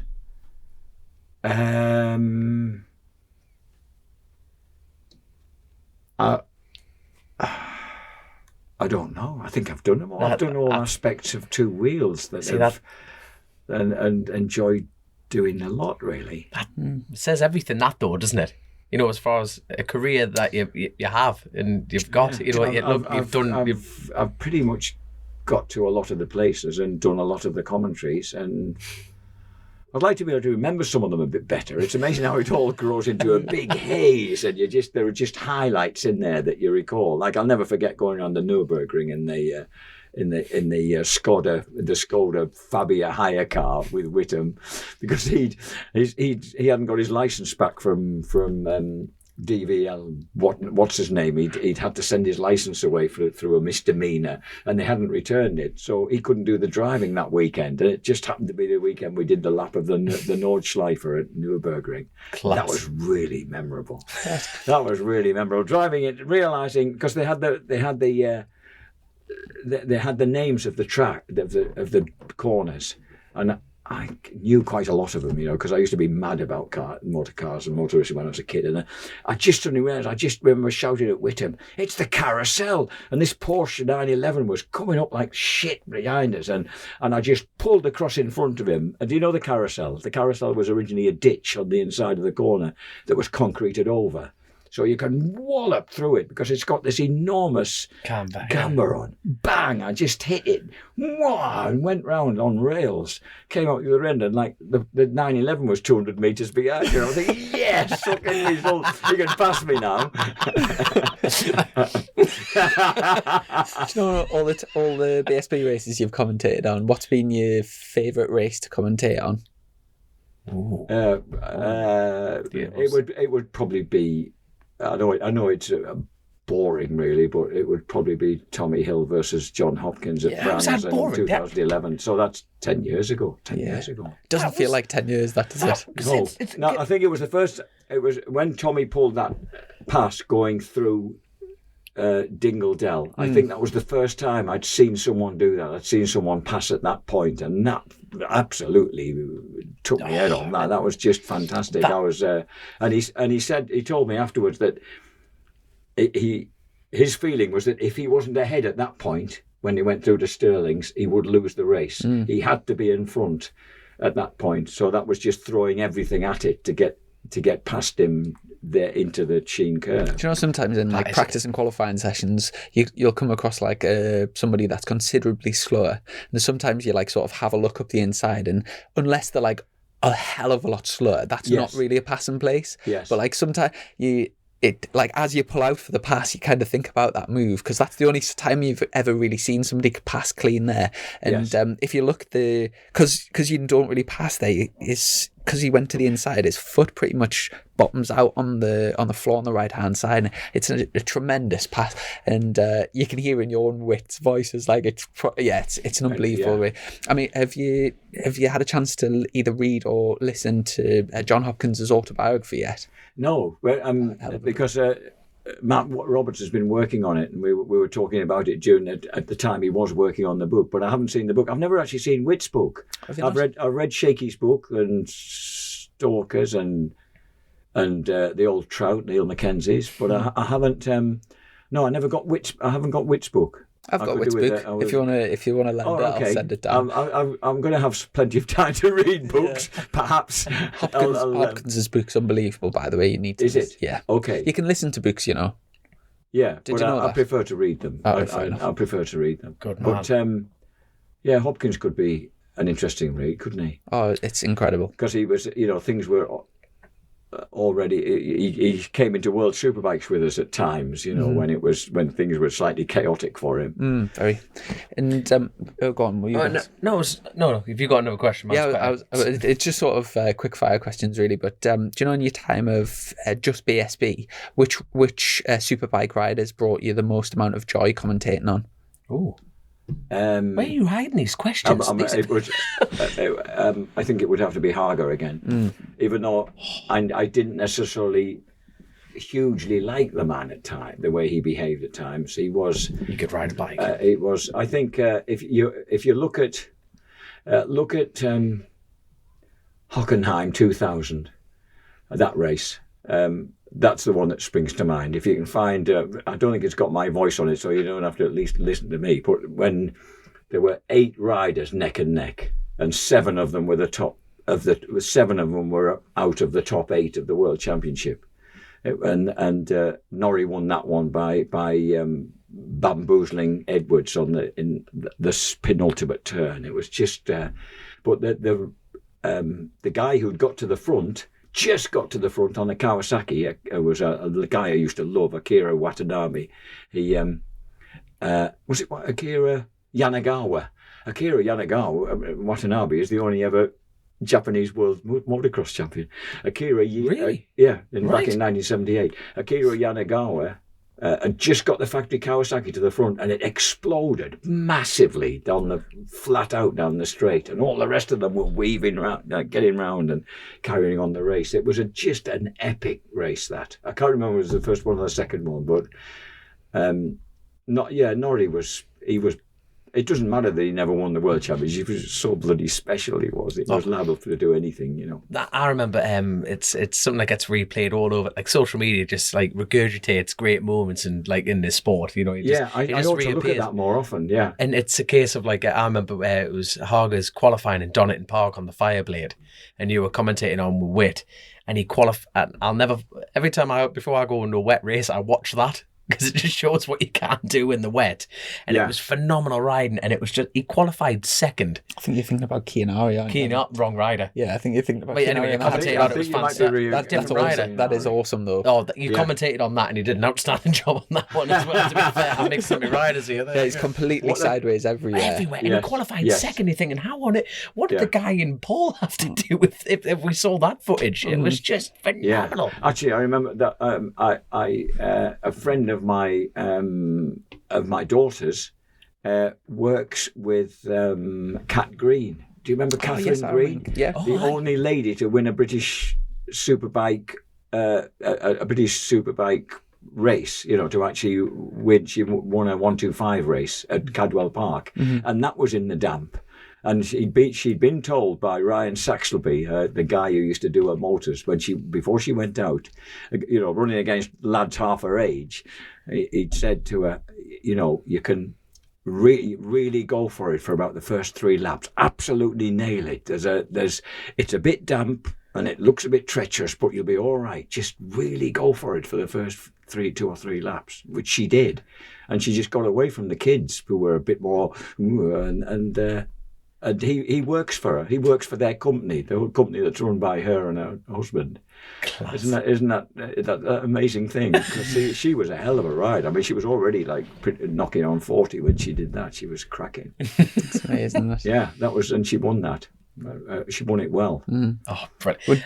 I was going to say, we've got a strength game, but I don't know. I've definitely got one. I've definitely got another strength game. Oh no! You've got another question. Oh no! My other question is, it's a bit like, it's obviously devastating that I'm absolutely gutted the fact that, you know, potentially not going to be involved in commentating anymore. Right, so it's a okay. bit like, if everything was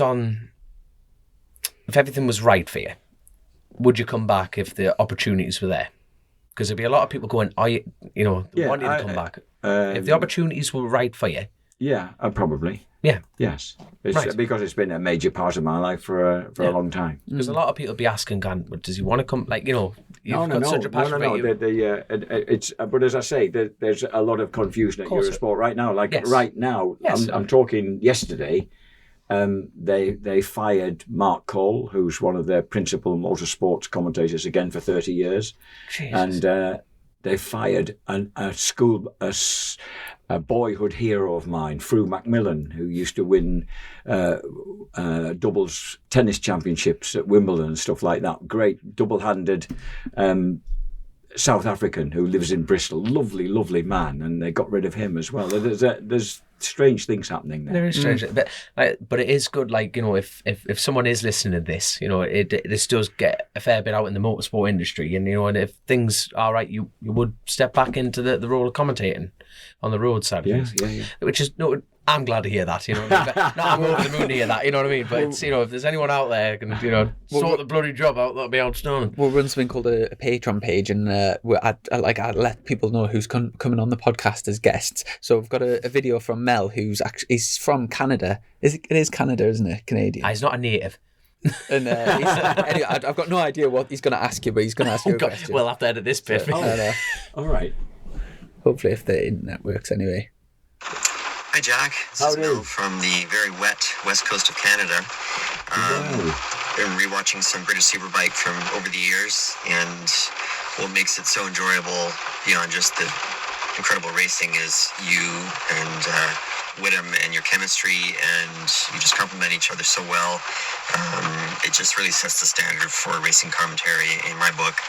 I come from a bit of a motorcycle journalism background, print magazines mainly over the years. Yeah. But as times have changed, that's changed, and just wondering what would be your best bit of advice for somebody looking to get into what you do, to one day be even a tenth as good as you are. Anyway, thanks for the great work over the years, and look forward to hearing what you might have to say. Cheers. Cheers, mate. How cool is that? That is an awesome question. Yeah. But a difficult one to answer, because I got into it from print journalism as a photographer and journalist, really, and basically kind of those two occupations ran in parallel, really, and I got into it, as I mentioned earlier, just by the fact that an opening came up at Eurosport, so I went in as a substitute, and I didn't really know what I was doing at the time. In fact, that year, 1991, was the year that, sorry to go back to off-road again, but it was the year that Team Green Kawasaki won the British Open Championship with a very skilled kid called Jeremy Watley. And the guy at Kawasaki UK, Alec Ace Boss Wright, Uncle Alec, who was a dear friend, he knew me obviously as a guy who took photographs and wrote, really, and he asked me to voice over a video, as it was then, a VHS that they put together of Jeremy winning that championship. So he was the first guy to actually kind of get me to record something like that. And he went round saying to people, you know, Jake's really the business of this, you know what I mean?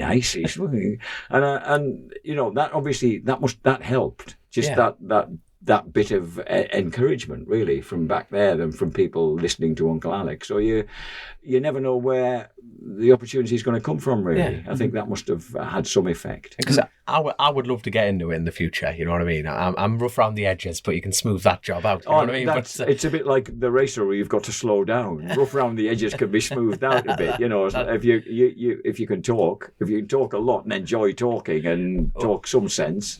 Yeah, that's the problem. You know, it's definitely the sense bit. You know what I mean? It's 100% the sense bit. But there we go. But it's no, that was a cracking question by Mel Mind. That was. To be honest, you hit play. I'm thinking this could be anything. I was impressed by the sound of the rain in the wet, because on that west side of Canada, rather as we have on the west side of the UK, it can get pretty damp. And of course, the west side of Canada is where Future West came from.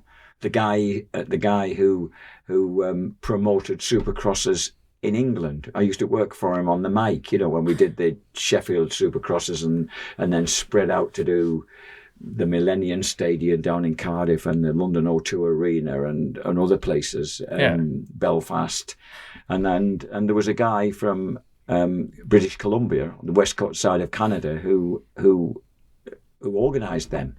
They were, you know, they were a bit sketchy at times, but they got Supercross on the map in indoor stuff in the UK, and he got McGrath over from McGrath to ride his first race on a Yamaha when he just changed to Yamaha after that misspent season on Suzuki. Yeah. He got McGrath, and McGrath came over, and there was a fabulous, violent race final, main event involving McGrath, a returning Damon Bradshaw, who was a real hero of mine, and Larry Legs Ward. And they absolutely went tooth and nail, and eventually finished. Larry won it on the last lap from McGrath and Bradshaw. And that was an epic. That was one of those. What Hagen Carlfish would call a lemonade race that meant nothing to anybody, to a championship or anything like that. It was a meaningless event that produced a fantastic race. It was really that's what good. It's about. That was in Sheffield, and it was also in Sheffield that we. The Interval Entertainment. We had the first backflip in the UK by Mike Metzger. And I remember him. I was right underneath it. I remember he told me that he'd give me a certain sign as he rode behind me to let me know that the next attempt would be, he wasn't just having a pretend one, he was going to flip it. Yeah. Do you remember Carrie Hart doing it? The first one in competition? Yes. Yeah. That was I sat down with my mother to watch that. I'm like that, Mum, someone's going to do a backflip on the motorcycle. They're not, son. I'm like, Mother, like, you know, very stern at that age, very stern like that, going, Mother, take a seat. And even my mother went, stood up. I've never seen. Really? But the thing is, the control flips now. I've done a backflip on a motorbike since then, you know. Have you? Like sugar. What and lived? No, on a pit bike. It was like Sugar Tits' pit bike, but I did it right anyway. Well done. But I remember watching this on Carrie Hart, but they dug it out of a landing. Right, so he had a big ski jump for a land, so there wasn't any gap or nothing. I see. Carrie Hart, well, this is the Carrie Hart jump, and he just went up and up and up, and the mud guards like broke. There was like no real elegance to the idea of it. It was just go back and just lean, and he just leaned, and he nearly did himself in totally. And you've got people like Travis Pastrana watching out on that, going, that gate, that one jump changed freestyle. And just like you say, it just like echoed through motorsport, like in freestyle terms, massively after that. Massively. Yes. Oh, sorry, I went off on a bit of a tangent about backflips there. I do apologise. Carry on. You might not want to. You know, you reminded me of something then. It flipped into my head, and I thought, wow, that was a real highlight. And then it's gone again. And it was a real highlight. I'm going to get a lot of hate mail after this now. So sometime when I remember, I'll let you know what it was. Oh, God. Sorry, Jack. Sorry, man. It's all right. I was going to say, we've got this game, which you might not want to have a go, but I'll show you anyway. It's we've got like a leaderboard, and it's dead simple. You just go like this and then squeeze as hard as you can, like that. So we've got a Top Gear-esque leaderboard. So basically, you get two goals. Well, it's a test of strength. Well, it's just a bit of fun, really. But have you seen my arms? There's absolutely nothing to them. Piss off! You've got half a gallon like Guinness running through you with all that iron in your thing. I'll move this out. away. Okay. And then, in fact, yeah, if you squeeze, put your There. arms out. So if you put your arms Where out straight like that, Right. yeah, like that, and then. God, I can only just hold it up. Never mind. What did Zoe get? Well, Oh, here we go. ready? So, Zoe, yeah, Zoe Bird's done she's it. built like a brick shit house. She'd be able to beat me. She'd beat me to pulp on or something like this. I don't stand a chance. So, ready? So 3, 2, 1, go on, squeeze as hard as you can. Go on. Where are you? Go on. Hey, it's going up. Good lads. Keeps going. That'll do. That'll do, my man. We got up to 7 on that one. Awesome. Zoe got like We're 4. 7. Awesome. I think Zoe got 4. So yeah. 7. I'm not being funny. That just went up, and I'm going, Jesus Christ, easy. Kept going up. Well, You've been having Viagra's with your team. Just kept going up and up and up and up. no, get off. That's going to be your lowest score. Oh, hey, it's done my arms in now. Yeah, you're gonna go. What the hell's happening in that trailer? There was something that I was going to say, and it's completely slipped. And I bet you I remember it. As soon as I'm released from here, I'll remember what it was that was I'm a gonna true highlight. What I'm gonna get I so tell you what, much when we hate. were at the Millennium Stadium, one thing that we did combined. John Hellam was the man from the west coast of Canada, and his son, who used to come over and organise those events. And the Millennium Stadium, we got 20,000 people in, which wasn't big for the Millennium Stadium, but because they blanked out the lower bleachers so as to keep it safe, so that it felt full. It felt quite full. And typical John, he said, because the stadium was so big, and we were able to use the whole of it, he said he wanted to do a super motard as well. And could I get a celebrity supermoto kind of a supermoto guest list together? Not just supermoto racers, but others. So I got, as well as the regular supermoto guys who I knew because I was back then I was commentating the supermoto British Championship stuff. That was Christian Inn was a kid, the first winning championships then, and. I got people like Carl Bomber Harris, lovingly remembered. Carl Harris and Rob Warner from the world of BMXing and of downhill mountain biking and stuff like that. And I managed to get them all together. Poor old Rob broke his ankle, poor lad. He wasn't best pleased with me. But and David Knight also joined in, as well as Andy Mitchell, for example, who was one of the top supermoto guys, the guy from... Anyway, it was great. So they organised a supermoto track that weaved in and used a bit of the supercross track as well. And typical, absolutely typical, Knighter won it on the last corner by flattening Andy Mitchell, who wasn't too pleased. But also, at the end of the supercross main event, and this has occurred to me because at the Tough One Extreme Enduro Cup that I did a couple of weeks ago, he showed up there. Jason Rennie, who was a top AMCA expert, you won't have ever heard of him. He was setting World Guinness Book of Record long jumps then. All right. He had the world long jump outdoor record. He had the world long jump record with a pillion passenger. And we were going for a world indoor record because we had the space to do it. Yeah. 2 huge ramps and Jason set a new world indoor record for the Guinness Book of Records there in front of 20,000 people in the Millennium Stadium. I remember as he soared over my head and landed, I just had this split second where I hadn't realised he'd opened a gate in the wall of the side of the stadium, and was going to have to get through that gate and go up a staircase right up towards the back of the arena, and the staircase had been laid out with flat plywood, so it went. And I just, for a split second, I thought he's going to kill himself, and then he went straight through this gap and brought this CR500 Honda to a halt 3/4 of the way up the slope. It was the noise was deafening. It was absolutely fantastic. Proper job. That proper job. Very brave. And that was and he turned up watching us. This is a lovely thing about people. People you don't expect to just turn up to watch something because they happen to be around. I mean, he lives in North Wales. That's where he came from. But that was good. That was very nice to see him. But just remember that moment. I'll tell you what was. Definitely an absolute highlight was when we were in Belfast doing Matt Bates organised Supercross, that was, and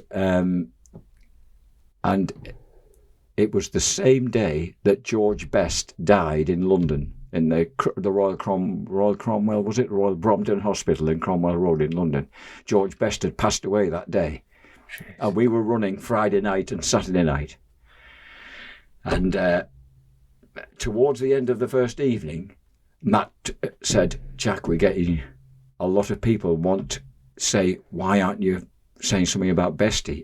I didn't. He's an absolute legend in Belfast. Absolute legend. Boy from the council in Council Estates of Belfast. And so we had to do a minute silence, but we had to build up to it first. Well, when I was on postgrad in Manchester, I used to go to Old Trafford, and George Best, I remember a night there when Manchester United beat West Bromwich Albion in 7-1, and Best had scored a couple of goals. But anyway, I said to Matt, well, there is a story I can relate that we could use. And so I set off without really knowing what I was going to say. And there was 5,000 or 6,000 people packed into this stadium in Belfast. And when I mentioned his name, they absolutely brought the house down. I mean, it was really extraordinary noise.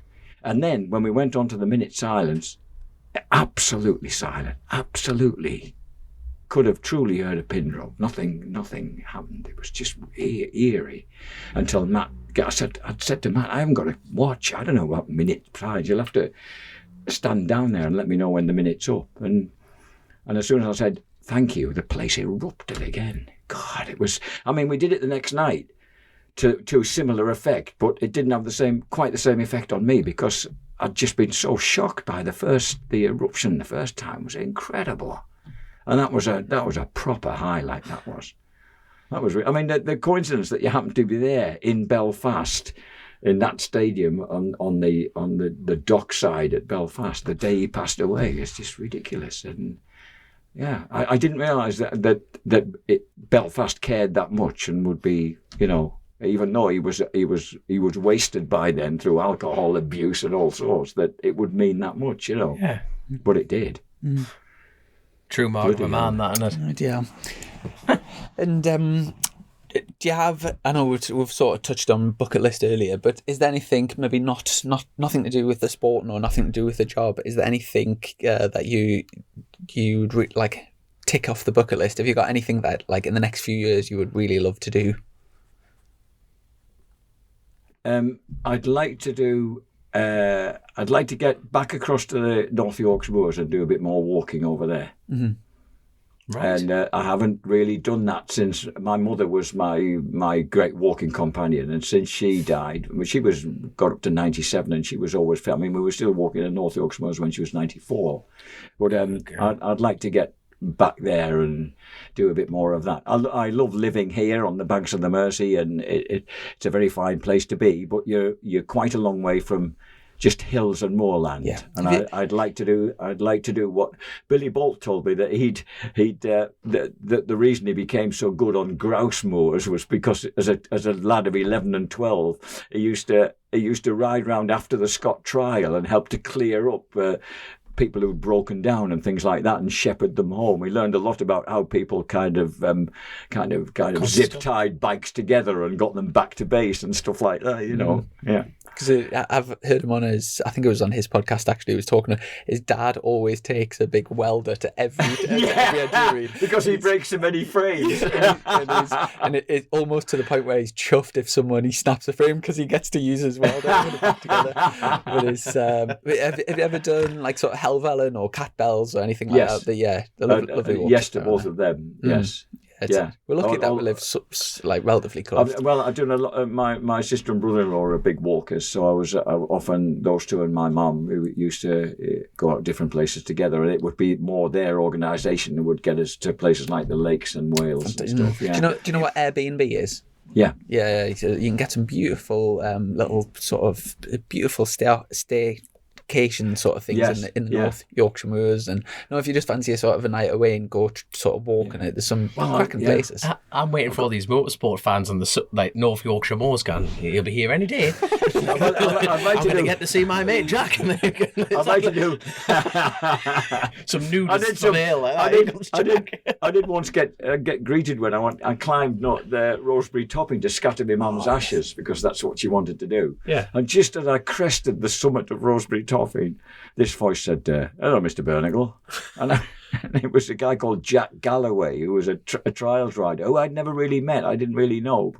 He obviously either somehow recognised me. But anyway, I contacted him. Were you commentating on your walk on the way up? Oh, he lost a footing. Yeah, could easily have done. The temperature changed. When I mentioned it to my friend John Watson, who lives at Castleton in North Yorkshire, and he used to be a rider back in the day, and I got a text back from John that just said, "Jack Galloway, aye, a nice bloke, except when competing."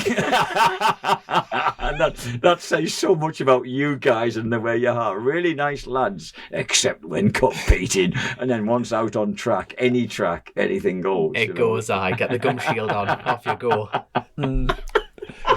Brilliant. Absolutely brilliant. I don't want this to end. I'm not going to lie. I do not want this to end. And just keep going. Keep going. You ask us a question. Tell me, how much weight have you lost since we last did one of these? Honestly, I have no idea. Well, I tell you what, you look chiseled and well. You do look completely different, so the Irish girl must be doing you some good. Let's hope they found somewhere decent to eat. Did you recommend somewhere decent? Yeah, there's plenty. I'm like the local tour guide, aren't I, for Newcastle, so I give them a few good suggestions. Speaking about, can you take a good-looking woman? Right, ring Chrissy. Speaking about appearances as well, I'm so jealous. Every time I've seen you this year, you've got sporting a beautiful tan, your long hair. You look so healthy. You look very. You've had a very sort of European look about you this year. You look like a twat. That's strange you should say that, because I was singing in two carol concerts midweek, Wednesday, Thursday, and singing bass. That's all I can do is sing bass. I can't sing very high. And there's a lady who's amongst the sopranos there, who a very posh lady from West Kirby, only the posh people. No, from Caldy, which is even posher, right over on the other side of the world. And she has a place in Italy, in a village in Italy, and apparently there's a gentleman over there who is a dead ringer for me in the village with the hair, and he's called Luigi. So she's christened me Luigi. She calls me Luigi. So I'll have to live with that now for a bit. What's the plan with the hair? Or are you just going to keep growing? Well, if I go out and have it cut, I won't be allowed back in the house, and I'd be a waif and stray out on the street. So at the moment I've got no option but to leave it. And I think, because my grandson Otis and my son-in-law Dave have both got kind of top knots, if you like. They've both got great hair, because they've kind of during lockdown it grew. I mean, Dave looks great. He looks like Jesus blooming Christ, He looks absolutely great. The beard as well. And Gabe wants it to be long enough to tie back and knot up. In fact, it just about is, and she did try it the other day, but I didn't have the nerve to leave the house. Understandable. There we go. I said, no, I'll go out with it like this when I'm with Dave and Otis, but not before. You need backup. Yes, I need backup. You need backup. 100%. I can't do this single-handed. Absolutely brilliant. But I tell you what, I'm gutted to say this, but we're gonna have to call that a night, and we're definitely getting you back on. Listen, 100%, we're getting you back on. You're not escaping the microphone forever. Not a bleeding hope. We're getting you back. Okay. Well, this was out of nowhere, for Christ's sake. And what sort of time do you lads get home? It used to take me a good 2.25 hours to get up to Teesside from here. It'd be about 3.5 hours for us, I think. And what time is it now? Again, I still haven't got a watch. 9:15. Oh, blimey, you're going to be late tonight. He was being polite there. He was thinking, strictly sober. Bollocks. These lads have turned up at me door, ruined Strictly, drank me coffee. So will you just have a little kip in tomorrow morning, or do you? No, I'm off trials riding first thing in the morning. So I'm actually back over. So we'll go up across the 66, and then I'm back over first thing in the morning going jazz riding, and then I've got Life's too short, Jack. busy few days. I'm down at Boasty's flat. Have you ever know Peter Boast? Yes. Yeah, I'm there on Tuesday. Richard, you know Richard Stedman? Can you remember him? Yes. Yeah, Steady. He's steady. He raced in British Super Sport. I'm staying Best at his mates house. with Alexander. That'll be Alexander Lund. No, Andrew.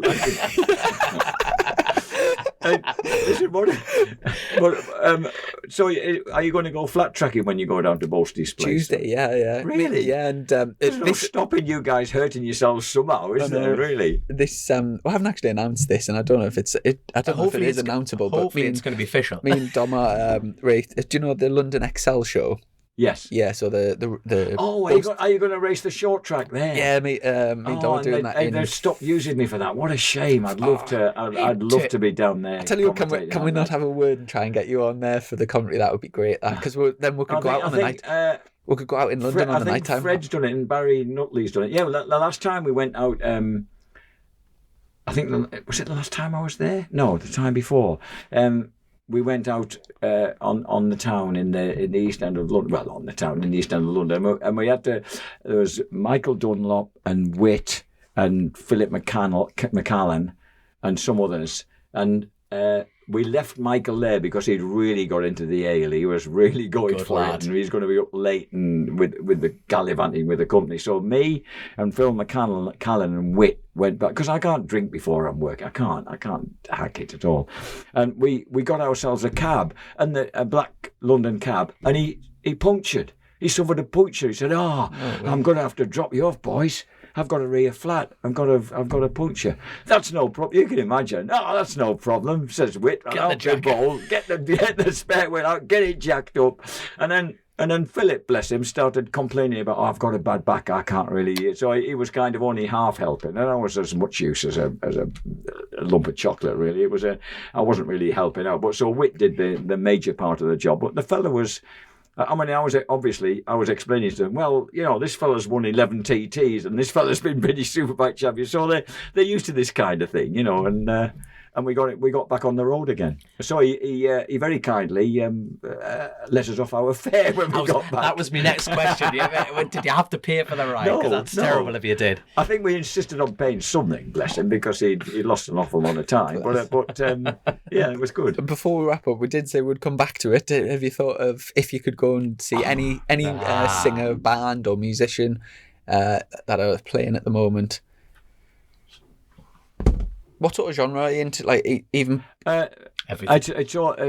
It's usually from way before you were born. You see, that's the problem. So fair few people. The one thing I'm absolutely emphatically not into is tribute bands. I cannot abide people pretending to be other people. I just don't see the point of it. I absolutely don't see the point of it. I remember being they have a thing called the Blue Room at the Floral Pavilion Theatre. So there's the major theatre itself, and then there's a smaller venue, the Blue Room. And we had Peter Asher, who was Jane Asher's brother, of Peter and Gordon fame back from the 60s. And he was on with doing a kind of half talk, half music show with an amazing bloke called Albert Lee. Again, if you haven't heard, if you won't have heard of Albert Lee, but if you look him up, you must check him out. He is a most astonishing guitar player, as well as pianist and singer and that stuff. And they were on there, and a tribute band to Pink Floyd were packing the main arena, and we were all out in the bar that lies between the two, locking the two venues together, if you like. And I was so tempted to just say to them, do you realise we've got a real legend singing in there, and you were watching a bloody band of people pretending to be somebody else? I don't quite get it. I really don't get it. But they're obviously a popular thing, and there's loads of them about doing all sorts of different people. But the opportunity to see a genuine original is obviously a relative rarity. Mm-hmm. Jack Burnicle, the real McCoy. It rings a bell. I did. Believe it or not, bizarrely, I was on the Isle of Isle of Wight at the 1970 Rock Festival. I drove down on my Triumph Speed Twin, and that was Jimi Hendrix's last live performance when he stood up and played "God Save the Queen" in front of the astonished 250,000 of us who were there at the time. I remember that very well. You've got the look sorted for a festival now, haven't you, with the long hair, top knot the time. Yeah. You just I know you're going to a festival now. You're on in 5, Jack. Listen, what day are we on? I only once, because we had a brief spell when we used to commentate from a studio in Drury Lane in Covent Garden, and but it was odd because you didn't really have any people, especially if you're doing a late night program. You'd be on your own. You'd hope everything worked, and you could even get in and get the lights on and things and make the place work. And I got there a bit early one evening, and I went and had a pint of lager shandy before I went on air to do a 1 hour trials program, and I was a bit loose, because I shouldn't have done it. I've never done it. I've never done it again. A pint of shandy, and I was like, just see you get diverted by the crowd going, that was a good move. Have you seen the legs on that blonde in the third row? Anyway, back to the trial. Fortunately, the trials didn't. Oh well, no, yeah, they had the ladies with the boards, of course, and zeros on them, things like that. But it was just a little warning to me to I don't drink. I just don't drink normally. Up a pint of shandy, I'd be a bit fuzzy. Good man. I've not done that again. Speaking of changes in the sport over the time you've been commentating, but that's one thing very sort of recently you mentioned about the ladies there is say the NEC a few years ago, every stand would have promotional ladies on. Yes, that's a thing of the past now in the UK. Was there not the case? No, when you were at the NEC this time. It's very from like pair of leather pants in sight. From like the not one pair, mate. Yeah, it's completely changed. It's still, do you know, like say the Milan show? Yeah. So the same manufacturers. So it's not it. Yeah, the same manufacturers have promotional girls in Milan, but in the UK, it's like I think any of the major brands get absolutely hammered if they have promotional girls, so none of them dare do it. And it's something. Do you know if you just went to the NEC like 5 years ago and then you went there this year? That's like one huge difference.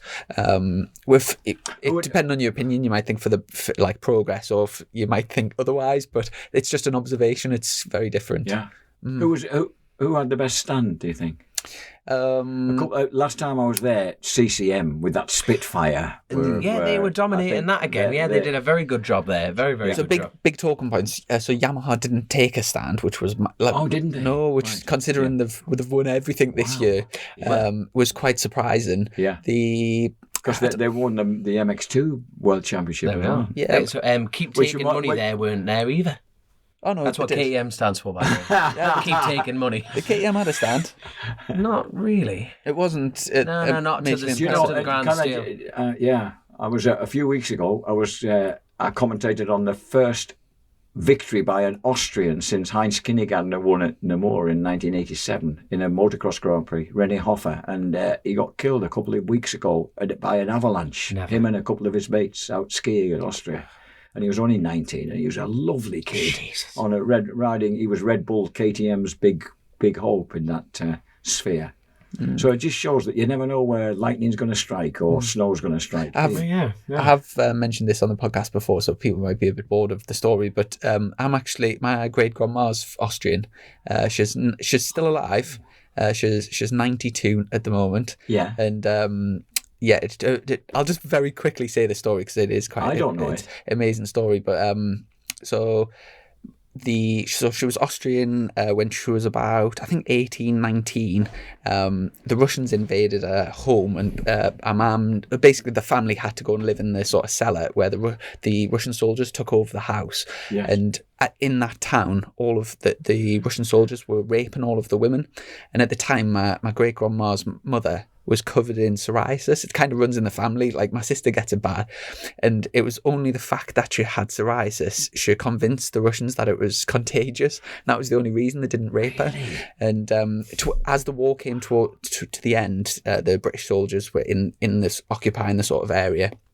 And my great granddad invited my great grandma for to a dance, and as the war was ending, he offered her to come over to the UK and basically start a new life. So she couldn't speak a word of English, and he offered to pay her for a transport to get back to the UK, and she left all of her family. And when you turn into my estate now, where we live, I live in I think the house is 25-year-old or 30-year-old, but there's an old street, the first house you come to, they moved into that house. So Really? I can see it from where I live. Is this in Burnupfield? Yeah, in Yeah, she wishes she was back in Rochester. And she moved in, and the rest, I left that for this. the rest history. And now there's five. She's got full 5 generations. So she's got there's my gran, I call her, but it's my great grandma, down to my granny, my mum, my sister, and my sister's baby. So baby Betsy's got a great. This is an older sister than the 15-year-old who edits film for you. Yes, that's correct. Yeah, my Grace there, she's got her work cut out. My sister Katie, she's 30. But yeah, it's Blimey, your family's spread out, isn't it? It's an amazing that make the most of her. Find out all the sorts of stories she can. I was working on doing that with my mum. I was really kind of got to know more about the family, and also just a few weeks ago, I actually did have a trip across the Pennines. One of those trips where the weather turns dramatically drier and clearer when you cross the Saddleback Moor, and it was to York for the funeral of a man I only discovered 10 years ago, a cousin of my mum's called John Feasby, lovely name, and because my mum was originally Isabella Feasby, and he was 101. Wow. So I learned quite a lot about our family history on that limb of the family from him being around and getting to see him a few times. Yeah. York's a beautiful place, isn't it? Yeah. Absolutely stunning place. He'd been a primary school head teacher there for 30 years. That's him. So he'd been, he'd retired at 63 and then went on forever after that. Yeah. Incredible, isn't it? Yeah. So it's good to have really, really old people around and get to know what they've done in the Second World War and all sorts of shit, Yeah, it's amazing. Yeah. I tell you, this is completely different to any podcast we've done. I'm really enjoying it. I don't want to end it. I don't want to end it. We could sit and talk all night, but we'll have another catch up sometime next year. Definitely. But you've got to be up early tomorrow morning to go trials riding. And whereas are you up early tomorrow morning? Cutting trees, back to work. Oh, back to work, me. On a Sunday? Oh, hi. Oh, yeah, advertising your sidekick, or is you keeping that quiet? My sidekick? Everyone's got your side business. Or is that keeping quiet for now? No, the side hustle. Side hustle. It's not selling logs. Oh, it's just started a new little business. There was a bit on. I'm not remotely addicted to Countryfile. Don't get me wrong, but I just happened to see there was this lady doing a fairly major visit to the Kielder Forest, and it used to be twice the size till I got there. Did it really? Yeah. Are you responsible? In fact, they decapitate about 5,000 trees a day there. Wow. It's incredible. And the rest. That's it. That's a slow day. That's after a couple of pints, Jack. Do you ever work in the Kielder Forest? Oh God, yeah. Really? I'm cursed to that place. Cursed. It looks incredible. Oh, it's a beautiful part of the world, man. Beautiful part. Honestly, you know what? So I can see why you'd have that fir tree behind my house down in 20 minutes. Not a bother, son. Not a bother. Cash is king. We'll talk. But no, you know what? It's hard work, but I'm very lucky to have that job. You know what I mean? Yes. You've got to be fit and able to do it. It's hard work, and you want to get home and go to sleep. But that pin drop thing, I have that every day at work. Really? Just when I put my saw down, sharpen it, put it down, and you have 5 minutes of utter. It's absolute just peace. Riverbecks and moss that is just lovely. It is just unbelievably green, and you've got nothing to pester you, but literally deer walking behind you. Yes. I mean, I've worked in some beautiful places, and that's the good thing about working in the forest. That's fabulous. And then the phone goes, and I'll say, "I've got Jack on the podcast. We just need to go down to Liverpool."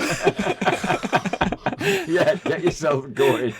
Cheers, You mate. thought you were having a relaxing Saturday. Just you Oh, wait. that's it. Never. Never a moment to breathe. But yeah, we'll wrap things up. Honestly, it's been such a pleasure coming down to see you. And I didn't know what we were going to talk about. I know, but yes, it really is lovely to see you.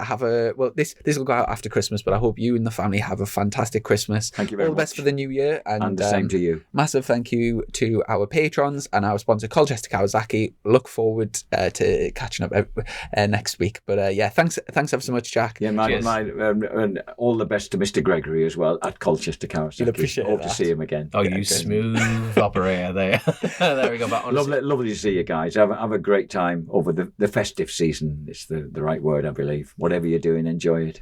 brilliant. Excellent. Thank you Okay, very and much. good luck next year. Thank you. No, Take care. yeah, put it there, Jack. Thank you very much, my man. Thank you very much. Pleasure. Thank you. Catch you in a bit.